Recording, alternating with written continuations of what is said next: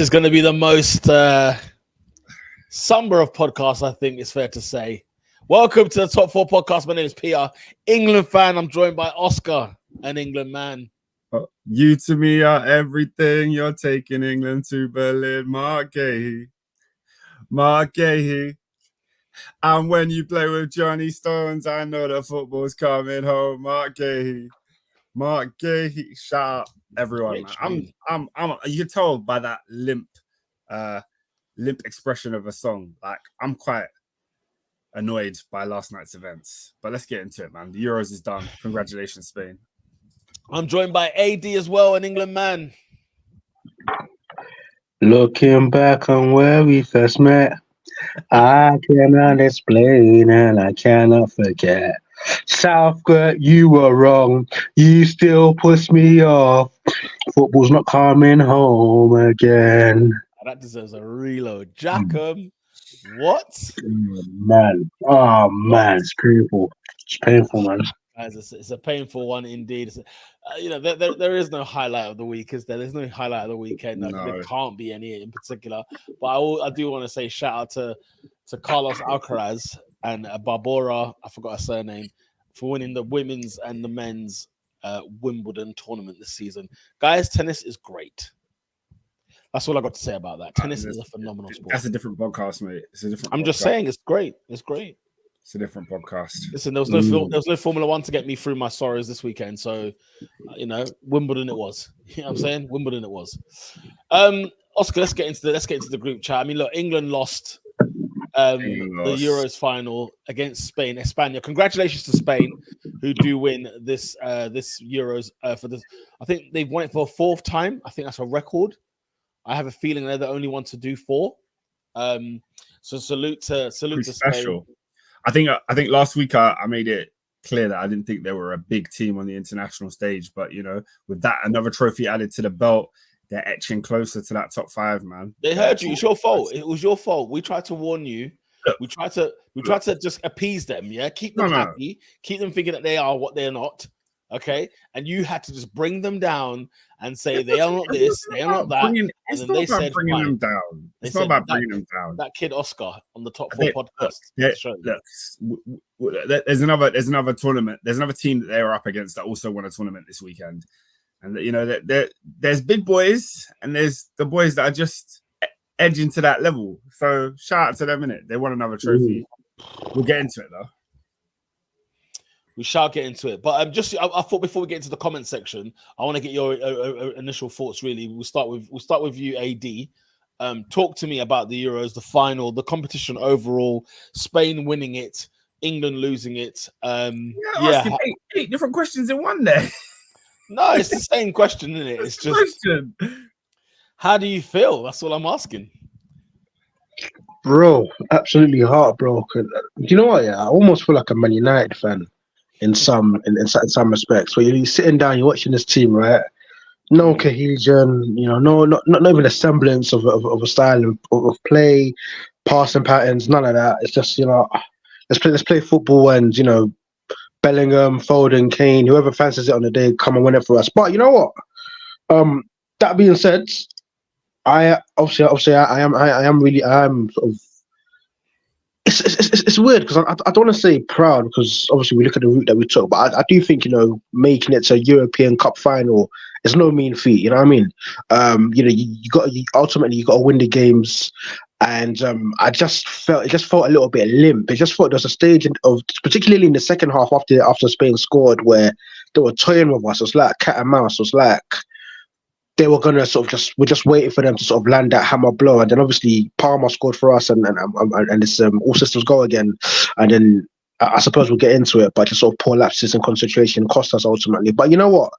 I do think in terms of for Gareth Southgate, this is probably you should probably just sort of shake hands, part ways, and I do think what England does have is we do have a core group of players who are sort of 22, 23, 24, 25, 26, 27, 28, coming into their prime, exciting players, and let's actually get a progressive coach that can get the best out of these players. And England should be one of the most feared forces across not only European football but world football as well. When you look at the talent we've got at our disposal. Oscar, what do you have to say to that?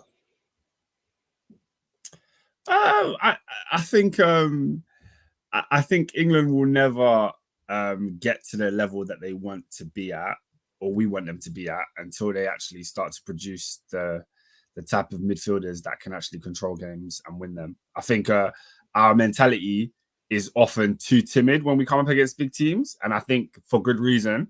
We fear what happened yesterday, that the other team will dominate the ball and pop it around better than we can. And I think it always hurts us. We were always going to lean on luck if we were going to beat Spain. And I think it was very mirrored to what we saw against Italy 4 years ago or 3 years ago, however long ago it was. I just think we're always going to fall short when it comes to that, no matter how much of the attacking fire we have.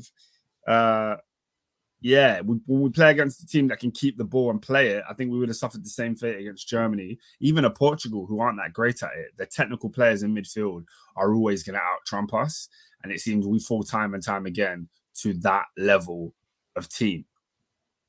Do you know what? I slightly disagree with that, only because I do think Spain gave England a lesson, and I think we could easily mirror that with other top nations. Like, as you're saying, like maybe a Portugal would have done this and that because of their midfield. I don't necessarily think that to be the case. I genuinely think, like, you know what? Okay, Spain are definitely much better in midfield than England are. No questions, no doubt about that whatsoever. But I definitely think that a better manager gets more out of this team than anything else. And we wouldn't be talking in that ilk. Like, when you look at Spain's manager, for example, he was their under-23s manager. Nobody had heard of him. And you know me, I like my European football. Never heard of him. All I knew is that he did the under-23s. That was it. And even then, you know, clutching here. I don't know what the under-23s did. The midfield, when we went to that back five, in terms of, I can't remember what game it was from. Was it Switzerland? And we went to that back five. It was almost like you were always sacrificing midfield there because, you know, Rice and Mainu alone is not going to cut it. I know Bellingham was meant to be part of that, of some kind, but never really was. One of the things that seems, I mean, Oscar, you know, even I was atting you in the group chat, like, talk to me about Kane's positioning now. Because he not at you. I just put Oscar. I didn't see that. I just put Oscar. Where is Kane's positioning? And this is like, I missed that one because I was too heated. We're talking in this. No, this is like before. I think this is I mean, it might have been in the first half. It might have been in the second half. I can't remember. But like the same could go for Jude Bellingham. I found Jude Bellingham countless times, not even in the midfield three, where should we go one at a time? Let's talk about Kane. Okay, should we talk? Okay, fine. Okay, you want to go from the front? Yeah, you want to go from the front to the back? As in you mentioned Harry Kane. Let's do this very quickly. Jordan Pickford, our player of the tournament. Yeah, let's just get it out of the way. Let's get it out of the way. Let's get it out of the way. Let's get it out of the way. Let's get it out of the way. We're getting it out. We're getting Oscar. We're getting it out of the way. Peter, we had a centre back that came into the team. And was very, very good. Listen, he could be number 2. I have no problem with him being number 2. He's not. Because out of the 23-man squad, he was number 2. I have no problem with that whatsoever. That's still high esteem. Still very high esteem. Okay. Yeah. But anyway, come on, man. But anyway, I don't think Pickford was England's best player. Are you serious? Did he even keep a clean sheet? Are you serious? Against Serbia. Every game. Are you serious? Are you serious right now? Oscar, how many saves did he make in the tournament? Games we didn't concede. How many saves did he make in the tournament? He was good. He was good. Yeah, it was good. Like, give him his flowers, isn't it? But he wasn't like he was England's best player. It was England's player. No, I'm saying England's best player, not player of the tournament. Sorry. I think it was Mark Gurhey. I think it was Mark Gurhey. I think he was England's best player. Give me your top 3. My top 3. Yeah, give me your top 3. Oh, it's really, really difficult. Oh, why? Is there a 4? Yeah. Is there like a 4? Okay, give me your top 3 and give me. You know, I've got like a 5 because I do think Pickford deserves a shout. I don't think Pickford is at without love. Like, I think Pickford should definitely be within there. Cool. But then You know what? Gerhi for me is the number one, just because I think he played almost every game. Was very, very good. He missed one game because of a hospital pass that Kieran Trippier gave him, but other than that, solid. Yeah. Kobbie Mainoo, I thought was excellent when he came into the side and added so much to the England team. You know, England, they tried with Trent, they tried with Gallagher. Mainoo was arguably third choice, and came in and kept that place. And I don't think he was that great in the final, though. I don't know about you guys. Yeah, not great in the final, but again, out of his depth in the final. Again, he was lost a little bit in the first half, and then he got taken off when really and truly he probably shouldn't have been taken off, because we could have used him in the latter stages of the game. Who did he come off for? I'm trying to remember. He came off. Was it for Watkins? Was it for Watkins? Kane was a straight swap. Palmer. Maybe Palmer, no? I don't know. And I think Palmer was a top 3 player this tournament. Yeah. Bro, delivered. No, listen, he's got more game in the second Foden combined. For somebody that didn't start a single game, this guy came on in the quarters, scored a penalty, came on in the semis, got an assist, came on in the final, got a goal. I'm sorry, Palmer balled out. I'll be honest with you. Palmer, I'm not mad at. I'm not mad at that shout at all. I just think it's hilarious. He probably played 20 minutes total in the tournament. He did more. He did more than Foden, and he did more than Kane. Yeah. Okay. He did more than Foden and Kane, despite not starting a game. So okay, yeah. But you man, because especially Oscar, like I'm finding a pattern of that the players that you're mentioning our shooters never turned up, bro. You know, we're talking about Cole Palmer coming and playing his first tournament, Kobbie Mainoo coming and playing his first tournament. Like when we look at, you know, I'm sure we'll go through them, but we look at, you know, particularly, you know, your likes of your Harry Kanes, you know, you talk about leadership, your Kyle Walkers. They, to a degree, they let us down, man. Like they weren't what they should have been in this tournament. Like just looking at like the names that you mentioned. Let's call it what it is. I'm sorry, guys. I have to come out here and say it. I have to come out here and say it straight. First and foremost, Harry Kane and Kyle Walker were a disgrace this tournament.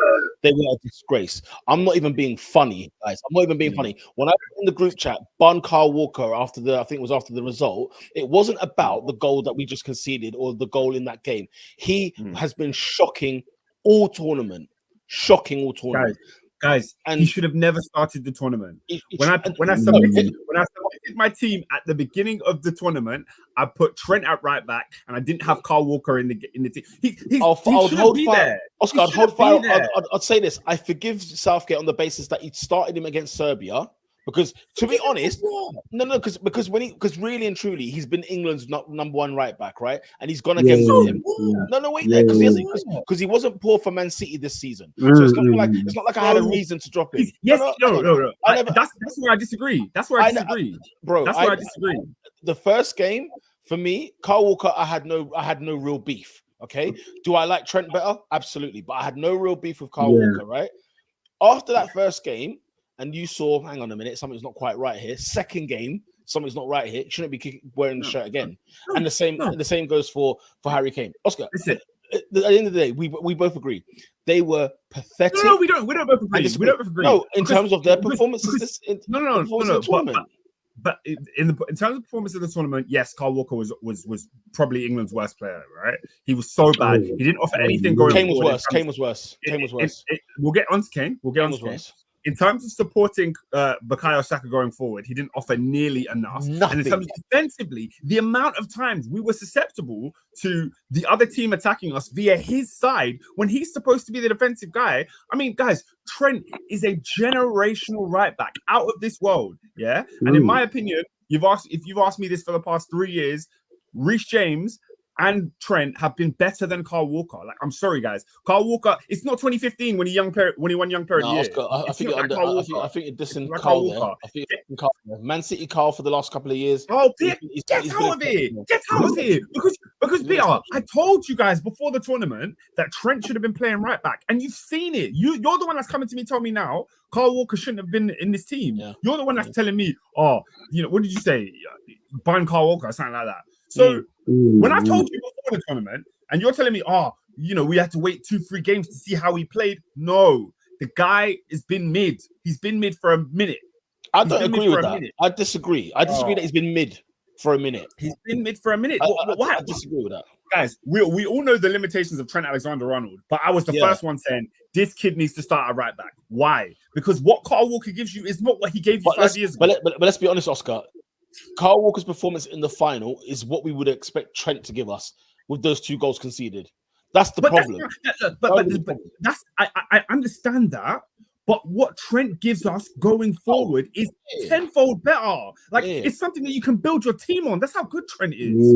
Like, he can be a secondary creative outlet. So, and the thing is, Generous Davis talking about the system, brother. We will get onto the system. I think right now we're just going through the players. It's almost like a player rating type of thing. Who didn't? And for some players, I think we'll talk a lot more about the system. But for Walker, I don't think it's a system thing. He's just not that good. He was good. He was not good. He was awful. He was pathetic. And same goes for Harry Kane. Them 2 players need to hang their head in shame because they actually let the country down this time round. Can we move on to Harry Kane? Yeah, he was awful. He was garbage. He wasn't fit.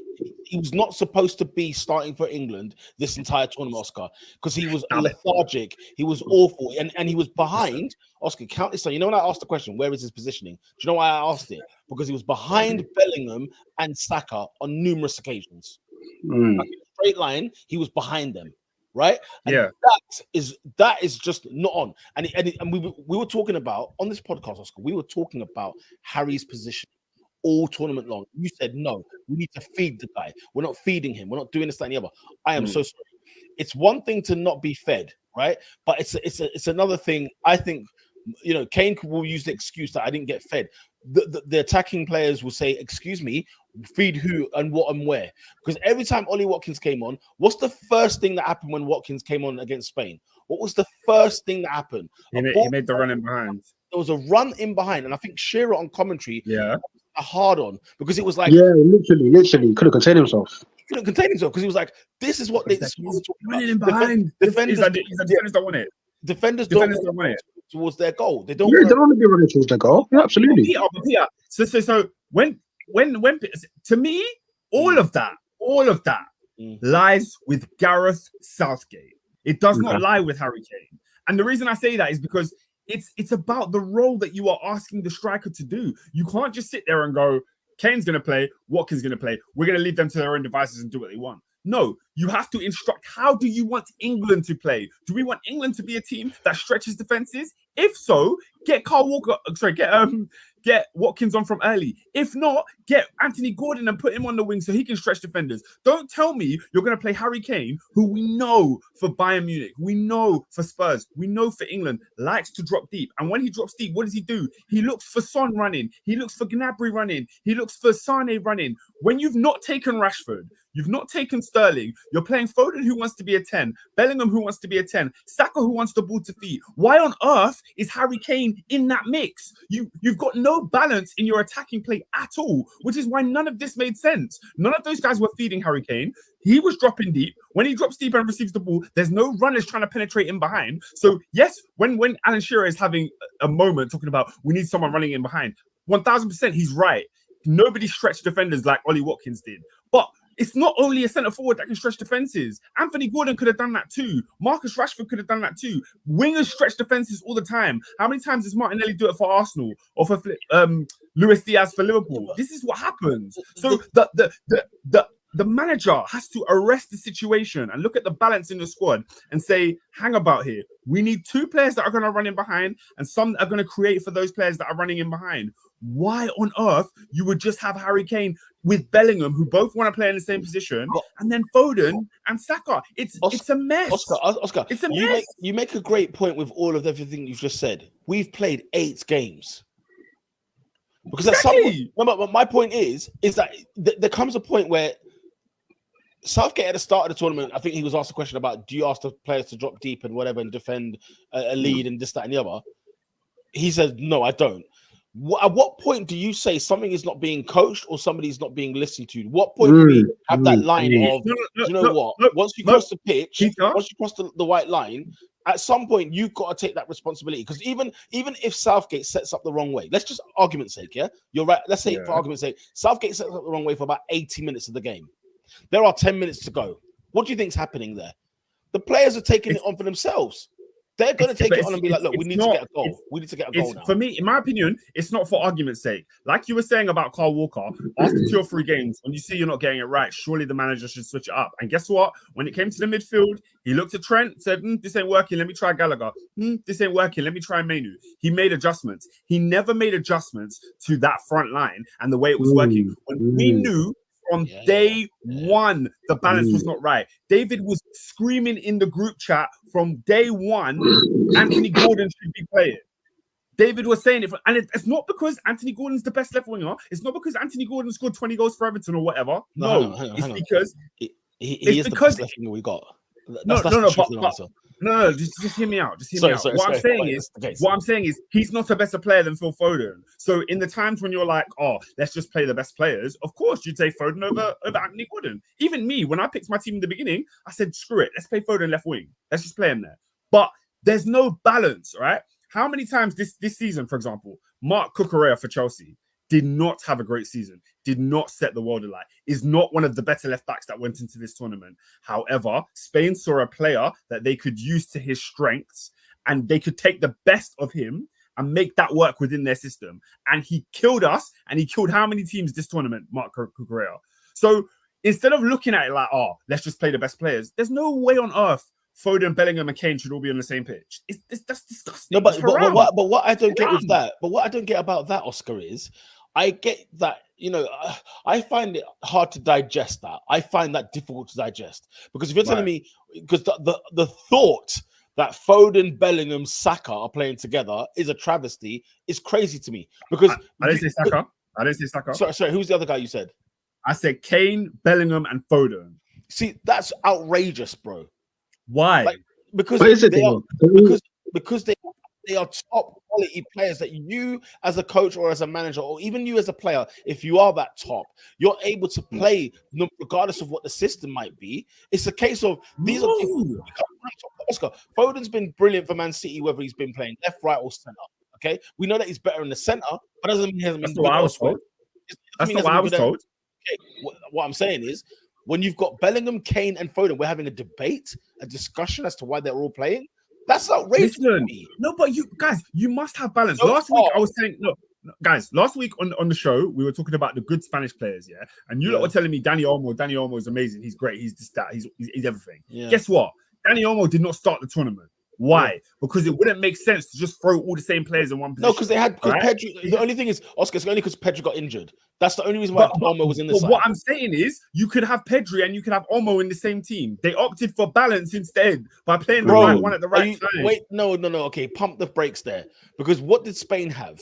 Yeah, they're not going to play Olmo ahead of either Yamal or frigging Nico Williams.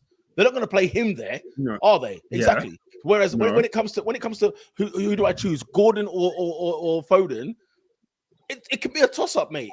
Because to a degree, that's a similar conundrum. Because ultimately, you think, right, who do I pick? Do I pick my better, more established name, or do I pick the player who better suits the role that I want him to execute? And ultimately, both. I think to a degree, I think there's an element of negative. Actually, no. Let me start. There's an element of ultimately players need to rise. Like you're big, world-class, world-renowned players. You need to turn up for the occasion. Yeah. Like it's true, fine. But at the same time, it's infrastructure as well. Because Harry Kane for the last 10 years, 30, 40 goals a season, a big part of that is predicated on him dropping deep and him having runners going in behind where we can find them. But ultimately, all that was happening was he was dropping in deep and he was 20 yards away from play. And it got to a point where it was like Kane stopped doing that, but then Southgate stopped playing him. You know what I mean? The thing is, who said it at the beginning? None of our ballers turned up. Yeah, I agree with that. But let's have that right. Yeah, it's true. Whether the tactics were bad or correct or wrong. So I'm not even saying the tactics were correct. I'm not even of that opinion. But I'm not looking at the tactics as to why we lost the tournament. Absolutely not. Can I tell you why I am? Can I tell you why I am? I'm looking at two players who we've just called a disgrace for the country this tournament. Wait there. Let's come back to 2021 Euros. Walker and Kane let the country down. Let's have it friggin' right. Walker. Yeah, as in Walker and Kane. I'm saying they were both in 2021. No. As in, the term "let the country down." I'm trying to. Oh, right. I'm using that slogan Yeah. here, and I'm saying, Okay.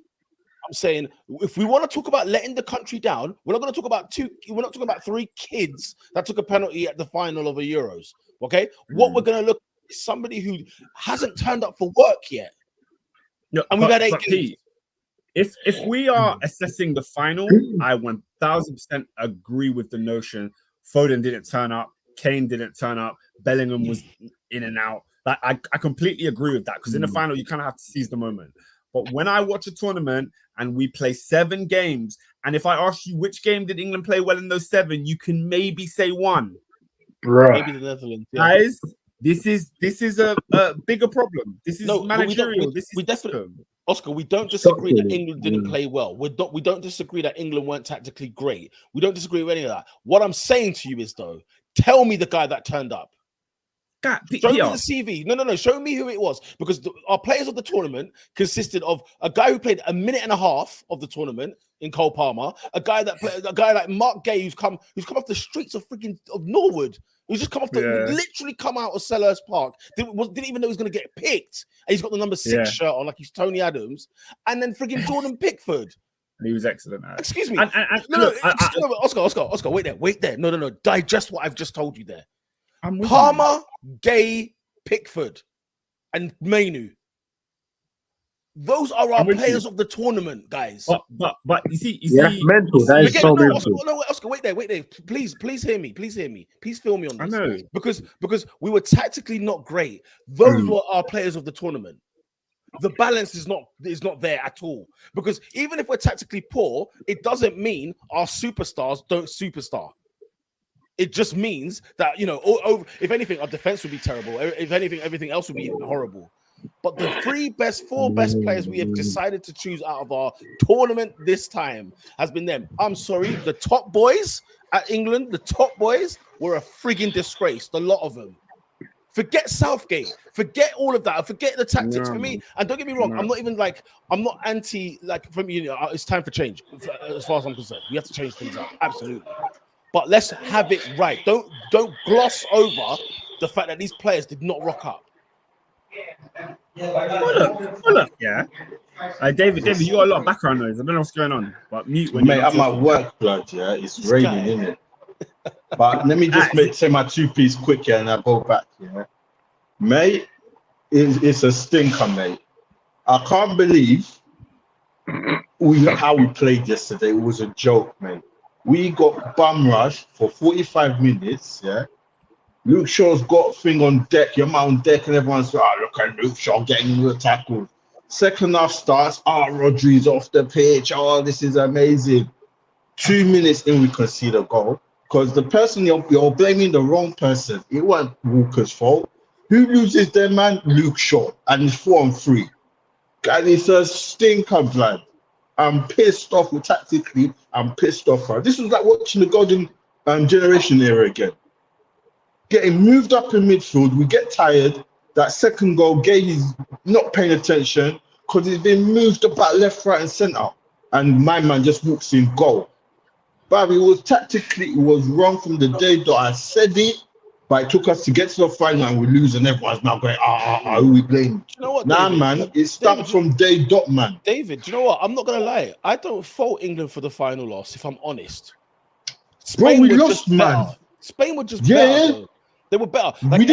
Every time we when Spain won the ball in 0.3 seconds every friggin' time. We could not hold that ball for love nor money. Yeah, Spain, because why? Because Spain got massive lungs, for goodness sake. Like they were bloody good. No, guys, we've got Spain. Listen, that's fine. Let's give it. Hang on, 1 second.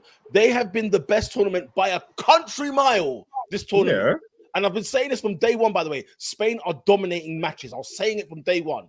When what they did to Croatia was outrageous. People will argue, so Croatia is this, that, and the other. All right, cool. They gave Italy life. They gave Italy freaking life. Okay? They beat Germany. They beat France. Guys, I was telling you from day one. Spain are suffocating, guys. And what did they do to our midfield, David? They squashed us. No, but I said this in the group chat. I said this in the group chat before the game. But I'm not blaming England Spain- for the Spain final. not here. gonna- That's what I'm saying. I'm not blaming Bro, England for the final. I'm blaming There the was league ways to tournament. counter it, bro. There was ways to counter this. We didn't attack, bro. We didn't give our Chelsea a chance to get out.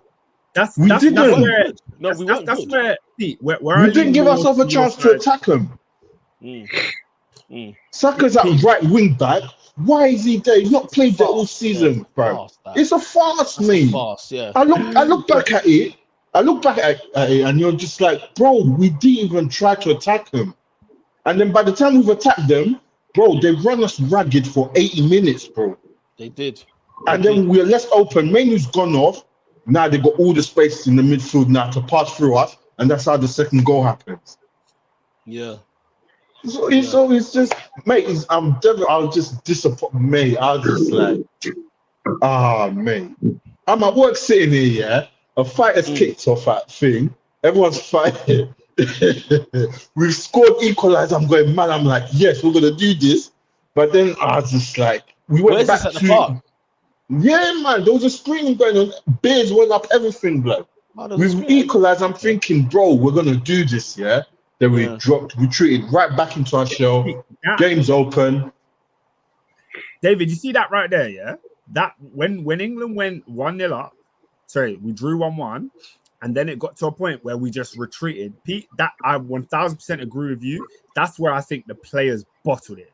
Because when those subs came on, Palmer and Watkins, we saw change. We saw Spain a little bit on the back foot. I think we created a chance before the goal, and they were like, whoa, they have to think about it. Then Palmer scored. The momentum was with us. And for some reason, the players just said, you know what? Let's just regress back into our natural No, guys, shape. I just want to tell you, Spain suffocated us that bad. We've equalized. I said, okay, let's get to extra time because we're finished. They were done. We should have gone on and won that game with the energy of Watkins in the team now, Palmer in the team. We should have took the game to them and gone and won it. And bear in mind their subs. Bear in mind Spain's subs, by the way. Did anyone pay attention to those substitutions? Because they were taking off Morata at 1-0 up. They would take for them. It was like this is a shut and close case. Shut and close case, Johnson. When Morata came off at 1-0, the guy was hugging everyone. Yeah. They were like, job done. And then when they got punched in the face with the England goal, exactly. It was that. And don't get me wrong, Oscar. When the ball got cleared off the line and stuff, you know, it's not like England didn't throw the kitchen sink at some stage, which they had to. Desperation. Don't get me wrong. But no, again, just like every single time in this flipping tournament, the ball got cleared off the line. What was the score? 2-1. It was only when England went a goal down did they decide, let's actually take the game to the other team. That's on the players. That's on the players. Time. And that's 1000%. I agree with you. It's on the players because Southgate is not telling these guys pass backwards. Southgate is not telling these guys, be cautious and take too long on the ball. When the players know they need to go, and this is what I said. Remember I asked you guys last week when Saka took the ball against I can't remember who we played, Switzerland, and he cuts left and bangs it to bottom bins. And I said to you guys, guys, if the score is 0-0, does Saka still do that? And you lot said yes, he does. But I think it's because we know him to do it for Arsenal. That was what it was in terms of that question. Guys, where was he playing though? We know where was he playing? He was playing right. They have him at right wing back, man. And now when we go 0 down, push further up. You know what's crazy, David, as well? Like, it's one thing having, because in my mind, I forget Saka was the right wing back. I just felt like he was still a right winger, right? But what's funny is, his position was right wing back, right? But he was a wing back in this game. But then Luke Shaw was the left wing back, and that tells you already there's an error here. Yeah. How can a defender be on one side but the attacker's on the other side? But think first of all, Saka did not play right wing back this entire game. Yeah, he didn't. That's why Cucurella was free as a bird and Nico Williams was free as a bird. Saka was attacking and he was high, and it was good that he was there because he was our best attacker this whole tournament apart from Palmer. So, but my main issue is, I forgot. I've lost my train of thought. But yeah. Guys, I do not ever want to see guys on this podcast, and even in group chat. I do not ever want to see two number 10s. Everyone's saying the shape was fine. It was not fine, bro. We got bummed. 80% possession. Are you flipping joking, bro? They had That's 80% possession in the first half. I do not. This is my last point before I go back to my shift. I do not ever want to see two number 10s. I don't want to see Foden, Bellingham, and feeling the same bloody team ever again, mate. I said it's not going to work, and it didn't work, and it took us getting to the final. Thousands of pounds have been spent. Hold that, bro. As I said, Arsenal, you need a striker. England, flipping get wingers, mate. Flipping donuts, man. Oh, I'm pissed off. Play him. Play the wing. I'm gone. Bye. See you later, David, man. Thank you. To add on to David's point about the no wingers, the reason it was lopsided is because Luke Shaw has to come forward because his left-hand side is either Bellingham, who's not a winger, Foden, who's not a winger. So there was no one holding width on that side. Both of those guys want to come in field. If you don't look at that and tell me that's not a Southgate problem, guys, I'm sorry. The balance of this squad was off from day one. Ironically, and Jude was playing a lot on the left last night. What the heck was that? Yeah, I had no idea. I thought Michael, Jude was playing left wing. He was literally left wing. Like I was crazy. What the heck is Jude doing on the wing? Imagine that. So our right wing back was at right wing. One of our 10s was at left wing. We had Carl Walker at centre half. By the way, let's have that right. Let's have that right, because every time what was that now? Nico was down the left hand side, unmarked. I tell you, oh gosh, yeah. Rich James would have padlocked that kid, man. I'm so annoyed. Meanwhile, credit to Luke Shaw, by the way. Credit to Luke Shaw, because Lamine Yamal did not have a great day. You know what I'm saying? So credit to Luke Shaw on that side. Didn't have a great day. Yeah. Holy smokes. Friggin' Williams had the whole of Bilbao to do what he wanted to do. It's freaking ridiculous. Bro, Nico Williams had fun. You know what I'm saying? Fabian Ruiz didn't lift a finger. Didn't lift a freaking finger the entire game. Didn't lift a finger in the game. And yeah, number one in the first half, because he had Rodri to his left, so he thought, yeah, never mind, you crack on. And then the second half, it was like, oh right, okay, let's play, let's get tactical a little bit. Let's play, so let's move the ball. And I think the sucker punch really though was when Spain scored the first goal, because it was like second half regroup, and if anything, Spain were thinking, damn, no Rodri. Rodri's face on the bench you saw was somebody who was like, please God, let's get over the line. But as soon as they got that first goal, 1-0. The mentality was shown in that moment there. The mentality was shown. Because even though we did equalize, don't get twisted, we did equalize, it was one of those ones where Spain always felt like they were in control. Like we said about their subs. They always just felt like, yeah, this is ours. This is ours. Oscar, Spain's winning goal. What's my man's name? Orizabal, yeah? Yeah. The guy, did you see his celebration? It was very chill, wasn't it?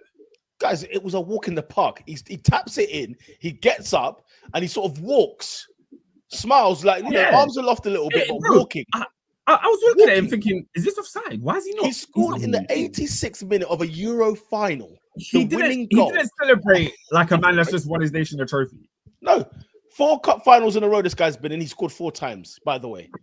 I just want to throw that one out there for you. Just dash that out there for you. I thought this guy, like, he's just on databases. Like, I thought that's the first time I've ever seen him in real life. No, it's a classic. It's a classic Sociedad player, isn't it? Yeah, There's a few of them where you're just like, where's he from? Sociedad. All right, okay, fair enough. Yeah, makes sense. Never seen him in club football. Man. You know there was that. Guys, I'm furious. Okay, Oscar, let's talk manager. Okay? Because I think it's Can I do some comments? Should we do the comments first? Okay. Just a few. Robinho's back. He says, yo, just popping in. Enjoy the last part of the season, guys. See you all next season. Before I go, Carl Walker, you're a disgrace. I hope City get relegated. Peace. Lovely nod to Ty. Where's Kane? Where's Kane in that comment, Robinho? I need Kane in there as well. Throw him in there. No. Look. Lump him in there. Oscar Kane was a disgrace. He's our freaking captain. He's a freaking captain. He scored 30 goals in Germany this season. He scored 3 and 7. He scored 3 and 7 in the Euros. Oh, but really? Nat said Spain literally went defensive because England was cooking them and they didn't punish them. Jazz says Watkins pushed Spain's defenders back, which meant Palmer could occupy the space outside of the box and pop the shot off. If Kane was on the pitch, Spain's players are all closing the space outside the box. That's a very, very good point. Very good point. Yeah. Mirage says, with the exception of Saka and Rice, none of the top players in this squad are considered unstoppable in their club squads. Their absence wouldn't have had a big detriment to their fortunes. That's interesting. Let's hear that. Digest that for me. I'm trying to work out what you're saying there. He's saying with the exception of Saka and Rice, none of the top players in this squad are considered as unstoppable in their club squads. They're absolutely detriment to their fortune. I think that's extremely unfair to say about a man that's just scored 42 goals for his club in Munich, and then another guy who just won Player of the Year, like for England. Like, well, but then again, if Foden is dropped for Man City, do Man City bat an eyelid? I mean, if you've got Kevin De Bruyne to fill in for him, then maybe not. But but that is the circumstance, isn't it? They have got Kevin De Bruyne. Yeah, but right. So, but that doesn't take. I don't think that's fair. Foden, we could chop Foden off. Yeah, but they didn't win the league because of Kevin De Bruyne. They won the league because of Foden's contributions this year.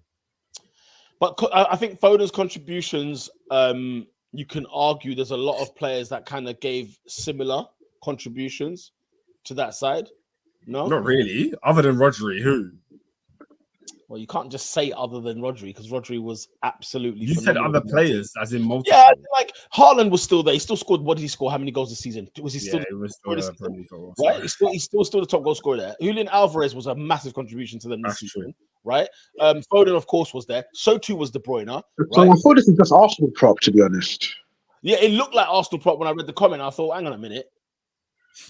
But but then again, why was Rice crap then? Talk to me, Murad. Why? Yeah. Ask him. Why was Rice crap? Can I be honest with you guys? Can I be honest with you? Can I be real with you? Can we put to bed the notion of Rice being a number 6? Well, here's the thing, innit? He did not play well this tournament. Let's have it friggin' right. And the thing is, though, I think genuinely, though, I don't think Rice is as good as people make him out to be. In all honesty. And you know me, I've struggled with the Rice one. You know, and there's even been times when I've said, look, when I've gone to watch Arsenal away, and I'm like, oh my god, I see why Rice is amazing. Like I've seen him at games, and I'm like, oh my god, he's amazing. But he's still green. There's still more to. It's still green for me at the top level, and I think he'll get there. But hey. I don't think he'll get there. I think sometimes in football, there's certain things he can and can't. Like, I give you an example. No disrespect, but it's almost like comparing Thiago to Jordan Henderson. It's like when in the first phase of play, ball into feet, take the ball in a half turn out, play. Yeah, Rice. I just don't think Rice has necessarily got that in his locker. Tremendous athlete, physical. He plays. He's not a bad player, but I think it's just certain cute, intricate things he just can't do. He's still a great player, but yeah, I don't think there's some stuff he can develop at, to be fair. It's interesting because look, he's 20, I think he's 24, 25, Rice, yeah? Yeah. Prime years would be like 29, 30. I don't think we'll have the same Rice when he's 29. I think he'll be better at the things he's good at. Like, I don't suddenly expect Rice at 29 to be taking the ball on a half turn, doing a Cruyff turn, and then doing a pick and rub bonus. Yeah. Word. You don't. Yeah, you're right. He's no Vieira when Vieira was 20 doing half turns. Yeah, you know what I mean? Yeah. Quick feet, gone. Yeah, you just not got that in his locker. I'm with you on that. Yeah. God. Any more comments, Oscar? Because I want to talk about this manager. Yeah, Murad says the reason I say this is because that he believes there's a misconception on how good the team is, down to the fact that the Premier League is a great league. And I think where that argument falls down for me is just look at the Spanish players. You're not looking at those Spanish players and being like, oh yeah, all of them were the key cogs in their team winning whatever they won in their clubs. Not necessarily. Did you hear that the French team had more Barcelona and Real Madrid players than Spain did? Yeah. That was a great stat. Friggin' outrageous, mate. It's a great stat. It's a friggin' outrageous. That was a great stat. Yeah, but look, you don't need 7 of the best players in the world to be a good international side, and I think Spain proved that. Like, Spain were a great international side. They, you know what I mean? Like, flipping. We had Jude, who turned up for Madrid this year. We had Kane, who turned up for Bayern. Foden turned up for City. Saka turned up for England. Palmer turned up for Chelsea. Like, these guys turned up. Is there an element there though that manager had this half, if not 80% of this side in his under-23 side that he managed? Is there an argument there? What was Gareth Southgate doing before he took over this He was the under-23s at England. He's been the England manager for 4 tournaments. Come on, lad. Yeah. But look at the squads. My argument exactly. Look at the squads. What? Look at what he walked in with Russia with, and look at what he walked into yesterday with. How long has he had? He's had Bellingham for 3 tournaments, Saka for 3 tournaments, Kane for more, Foden Bellingham for 3 tournaments, Rice for 3 tournaments. Yes, Bellingham went to the last Euros. He started in the World Cup and he started this tournament. Yeah, he did. How old was he then? He did. He was taken as like an experienced one, so he didn't play any games. He just came to sit on the bench and be with the team. I don't remember. No, what I'm saying is, Oscar. Sorry, what I'm saying. Jones, Walker, Shaw, Trippier. He knew these guys. What I'm saying. Well, I don't know if he had them in the under-23s though. Did he? Pete, he's had these players for 6 years. You don't need to have them when they're under 23 to make an impact. Hear what I'm saying. This is what I'm saying. The Spanish under-23 coach, which is what he was before last year, had half of these players in his side. What I'm saying is, if the manager has this player last year and whatever else, it's like almost the same side. A bit like when Guardiola took over La Masia, then Barcelona itself, because he had literally, I'll bring Xavi in, I'll bring Iniesta in, I'll bring all these guys that I had with me, and and kind of Pedro and people like that. Is there an element that there's a lot of continuity in terms of what the Spanish coach was doing literally a year ago to what he's doing now? I think, but I think the point I would think is, but surely Southgate managing this England for 8 years would equally have a tremendous amount. It should at least anyway have a tremendous amount of continuity. He essentially picks these players. There's there's players in the squad that he's actually developed and played a big part. And he's given debuts. He's coached guys at under 21 at U21 level. So I don't know. He's not a good coach though, guys. Yeah. I think it boils more down to that more than anything. Let's we, not that anybody didn't wake up and smell the coffee, but here you go. For example, we're talking like I don't think anyone, like Oscar said it, I think earlier on, right? Or or something along these lines. Anyway, Spain. You look at the Spanish side, okay, player for player. You look at the Spanish side. You look at the unknown qualities about them. You look at the manager, who I don't even know if any of you don't know his name. He's just won the Euros, okay? And this is not just for England.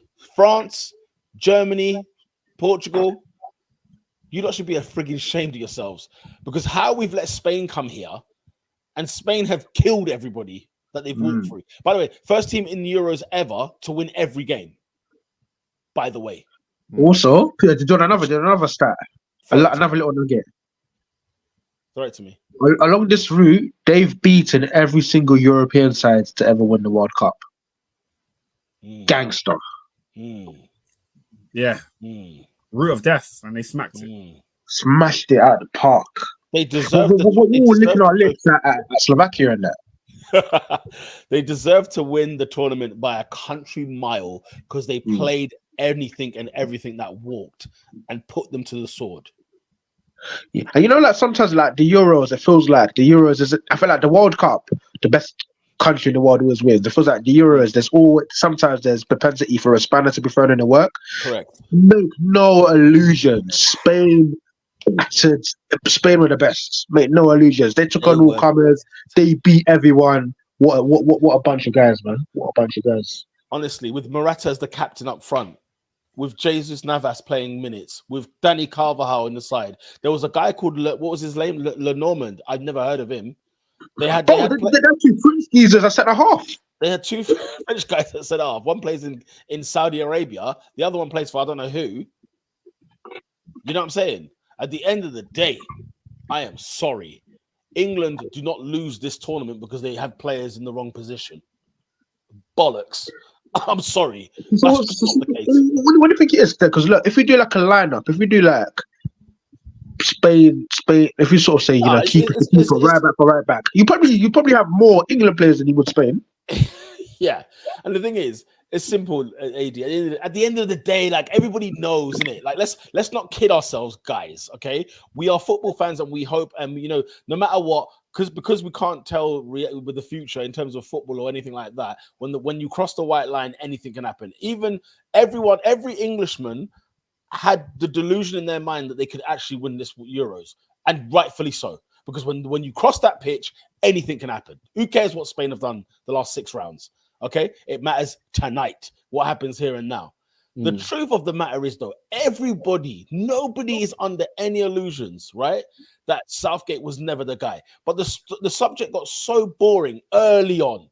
Bear in mind, we probably closed the chapter about Southgate at 2020, okay, that it became just a boring topic to talk about. We need to stop talking about Southgate. Guess what? He's the manager.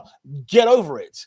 You know, now we can now, the dust has settled. The smoke is clearing, okay? The truth of the matter is the FA, and I've heard that the FA want to extend his deal to the World Cup. Guys, we are finished. Of course they do. We said at the start of the tournament, I was we go back to the rant I had at the preview of this Euros, and I said we cannot win this Euros when we've taken no left backs, and that included Luke Shaw, when we took no left backs and one of them was injured, okay? Like, we cannot win the tournament that way. You're taking a piss out of everybody else, okay? And Spain came here and said, listen, even if it's Cucurella, he's a left back, guess what? We're going to play him at left back. You know what I'm saying? The 2 centre-halves you lot have named, the 2 French centre-halves they had, guess what they do? They play at centre-half. You know what I'm saying? We're going to put them... Danny Carvajal? What? Danny Carvajal starting every game for Spain at right back. 40 years of age. You know what I'm saying? At the end of the day, if you're a good coach, the best coach wins. Being the best coach is not saying I'm going to try to get the best out of all the best players. It's sometimes saying I'm going to have the player that works better for my system. I'll never forget on Top 4 podcast. This is going to sound like I'm going to sound like a relic because I'm going back years. I'll never forget there was an episode of Top 4 podcast where Peter and Ernest were shouting at me because they couldn't believe why Didier Deschamps would pick Olivier Giroud ahead of Lacazette. I'll never forget this, yeah?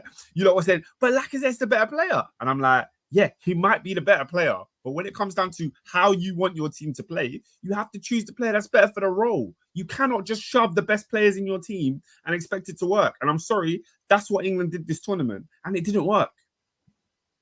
It did not work. To be honest with you, almost, and the thing is, let's not sound holier than thou, because certainly I can speak for myself. Certainly I've done this to a degree.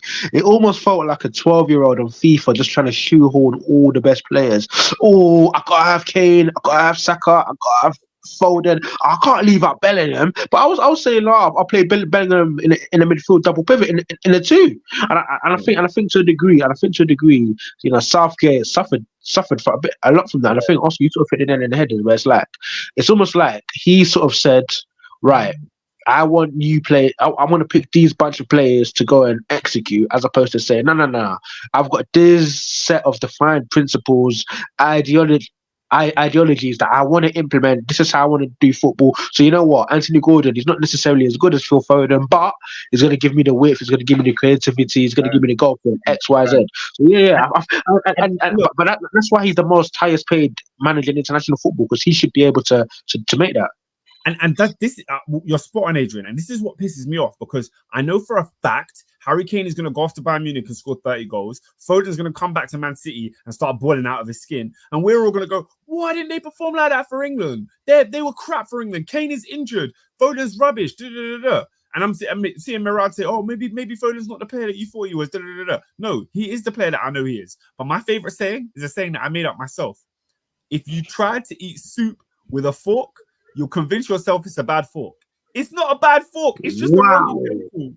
Yeah? It's the wrong utensil. That bad boy. Listen, if you're eating soup, a bad spoon is better than the best fork. Do you know what I'm saying? So just use the right people for the right roles. Stop trying to force people into positions that they can't perform in. Bellingham left wing. Are you mucking me off? This is what I watch. And to be fair, we get to the point now where, because a player is shoehorned into a role, we're now crucifying a 21-year-old Jude Bellingham, who's an exceptional world-class talent. We've got people slagging the kid off. No. What it is, right? He's not a creator. He's not Mesut Ozil. I'll tell you what. you maybe have a decent replica of the squads. You know, maybe Cole Palmer. Oh, I know. He actually left that guy at home in James Madison. So I think like he's almost gone for the brand. He's almost like, yeah, Nike. He's like, yo, Nike. You know the men that wear designer. They're wearing like, I don't know, like, but in the era, it used to be not Valentinos. It used to be let's just say Valentinos, right? But it's just not going with the outfit. It's hideous. But it's like, no, it's Valentino though. I've got to get it in. I've got to force it in. Yeah. It's almost like that, bro. The Air Force is suitable, bro. They have to wear it. Yeah. And look, Nat's put up a comment which says England need Odegaard, which is very random to me. But no, do you know what? It's bang on. But how on earth you're playing number 10 in Jude Bellingham? He's not a creative player. Why are you putting him in the number 10 behind Harry Kane? It makes no sense. Foden you can understand a bit more, but Bellingham is a bit forced. It is. Yeah, because I don't think Foden is that creative, but at least you can understand how he can provide more. Guys, there were untouchables in this squad, and as much as we can say Harry Kane was bloody awful, all of us understand why he became an untouchable in Southgate's head. Saka is an untouchable. The thing that pissed me off the most is that Bellingham has become an untouchable in this England squad in a position that he doesn't play for his club. He doesn't play the number 10. He didn't play that for Dortmund. He didn't play that for Real Madrid. So why on earth has he become untouchable in a position that he doesn't play? Sick. Because it's Jude Bellingham. Yeah, it's Jude Bellingham. I can't leave him out. Yeah. But then you could have done what you. Oh no, I'm gonna get mad again. Slow. Oscar, it's time to let's get this manager out of here because I think we are at the end of the day. Go on. Everything that you lot are saying. We're talking about where our players being played. We're talking about tactics. We're talking about the fluidity of the football. We're talking about dropping deep after scoring goals. We're talking about all of these things, okay? And the one man that's in control of that, can I ask you a question? No, hang on. Can I ask you a question? What do England do in training? I don't know if you lot saw a video. Penalties. I don't know if you lot saw Spain in training. I don't know if anybody saw the Spain training leading up to this England game, where they're doing kick-ups with the ball, walking to a post to put a cone on. They've got a cone in their hand doing kick-ups. Yeah, kick-ups. And they've walked over, they put a cone on top of this pole, and then they kick it back to the guy for the next person. Next. Guy does kick-ups all the way up to the cone. Bang. Sends it back. Next. I'm sitting there thinking, hang on a minute, these are preparing for a final of the Euros. Some of these players have never been to a final in their lives. Well, we're doing the Duke of Edinburgh. Players are kayaking, making funny faces in the gym. I don't know, man. I don't know what they're doing. Bro, don't know what they're doing. England fought, you know what? And it's what I hate about the past is it seems that's how England make their decisions based on what happened in the past, not necessarily looking at what would be good for right now moving forward. Yeah. When we went through the Sven-Goran Eriksson, Fabio Capello route, they said we cannot go foreign again because Capello, one of the greatest managers we've ever seen in our lives, right? Yeah. And people moaned about how he stank out the joint for England. England's football wasn't great, and let's not get it twisted by any stretch of the imagination. He did, I think, Capello did one tournament. Is that correct? He did one tournament. World Cup 2010.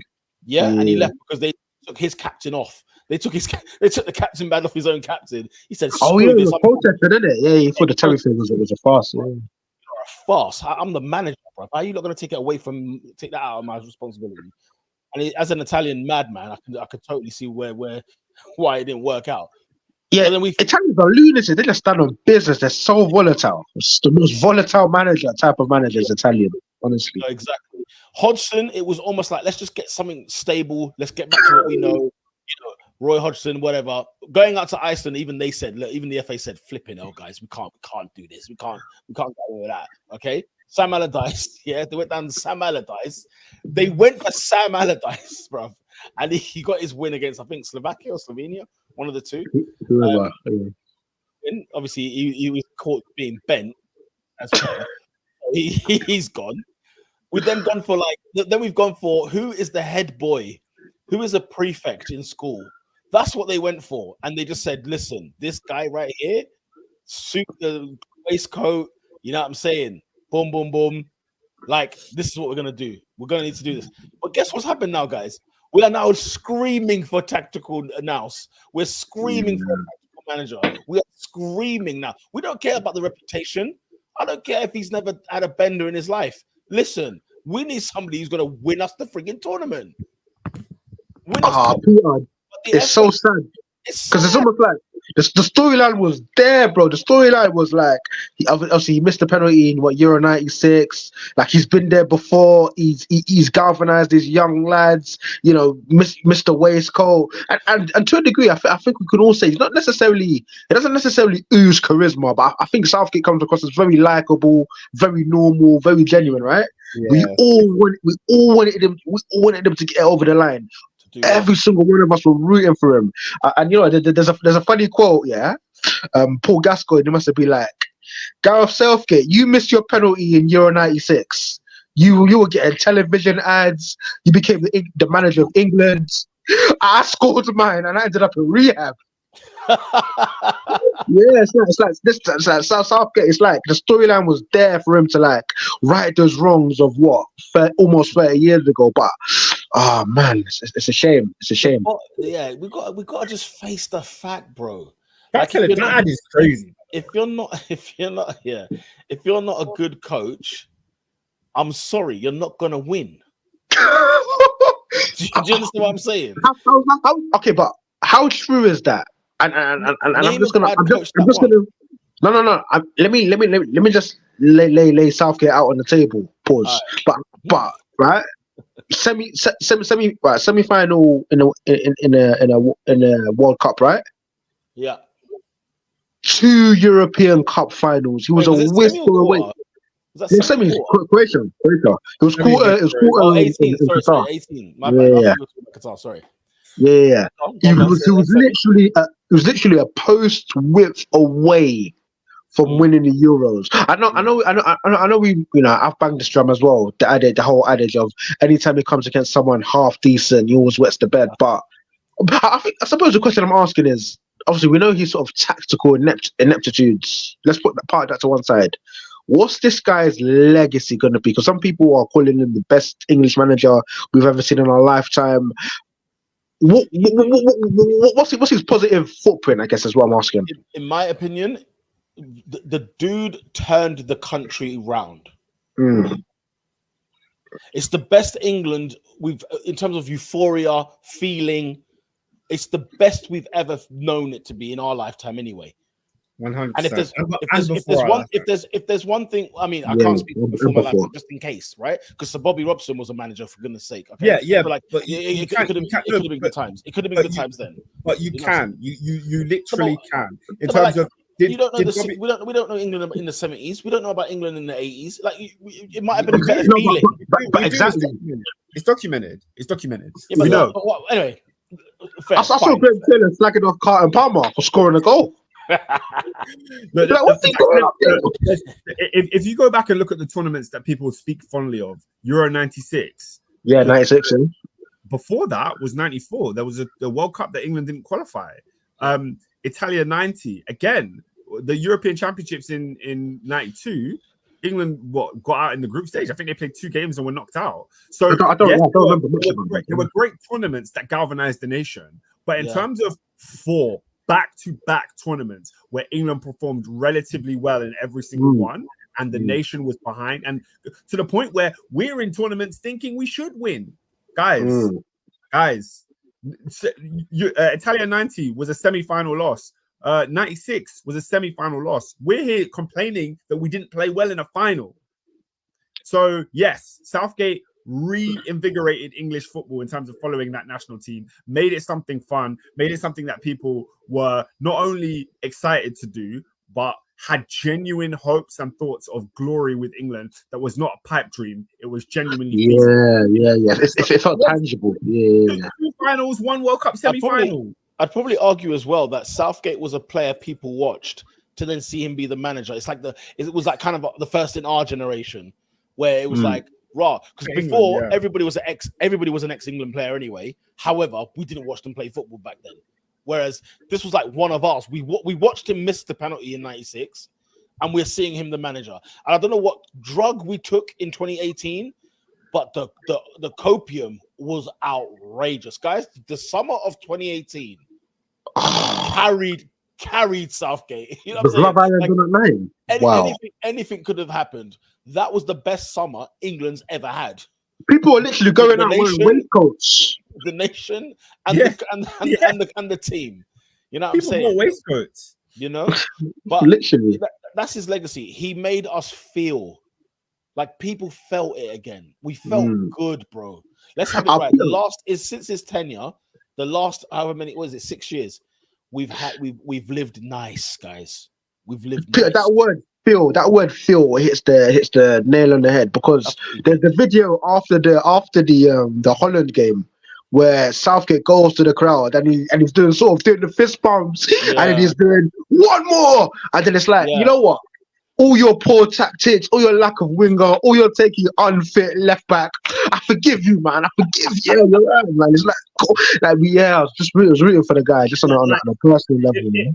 Yeah, if we're being honest, our biggest criticism of Gareth Southgate is that he didn't win a tournament.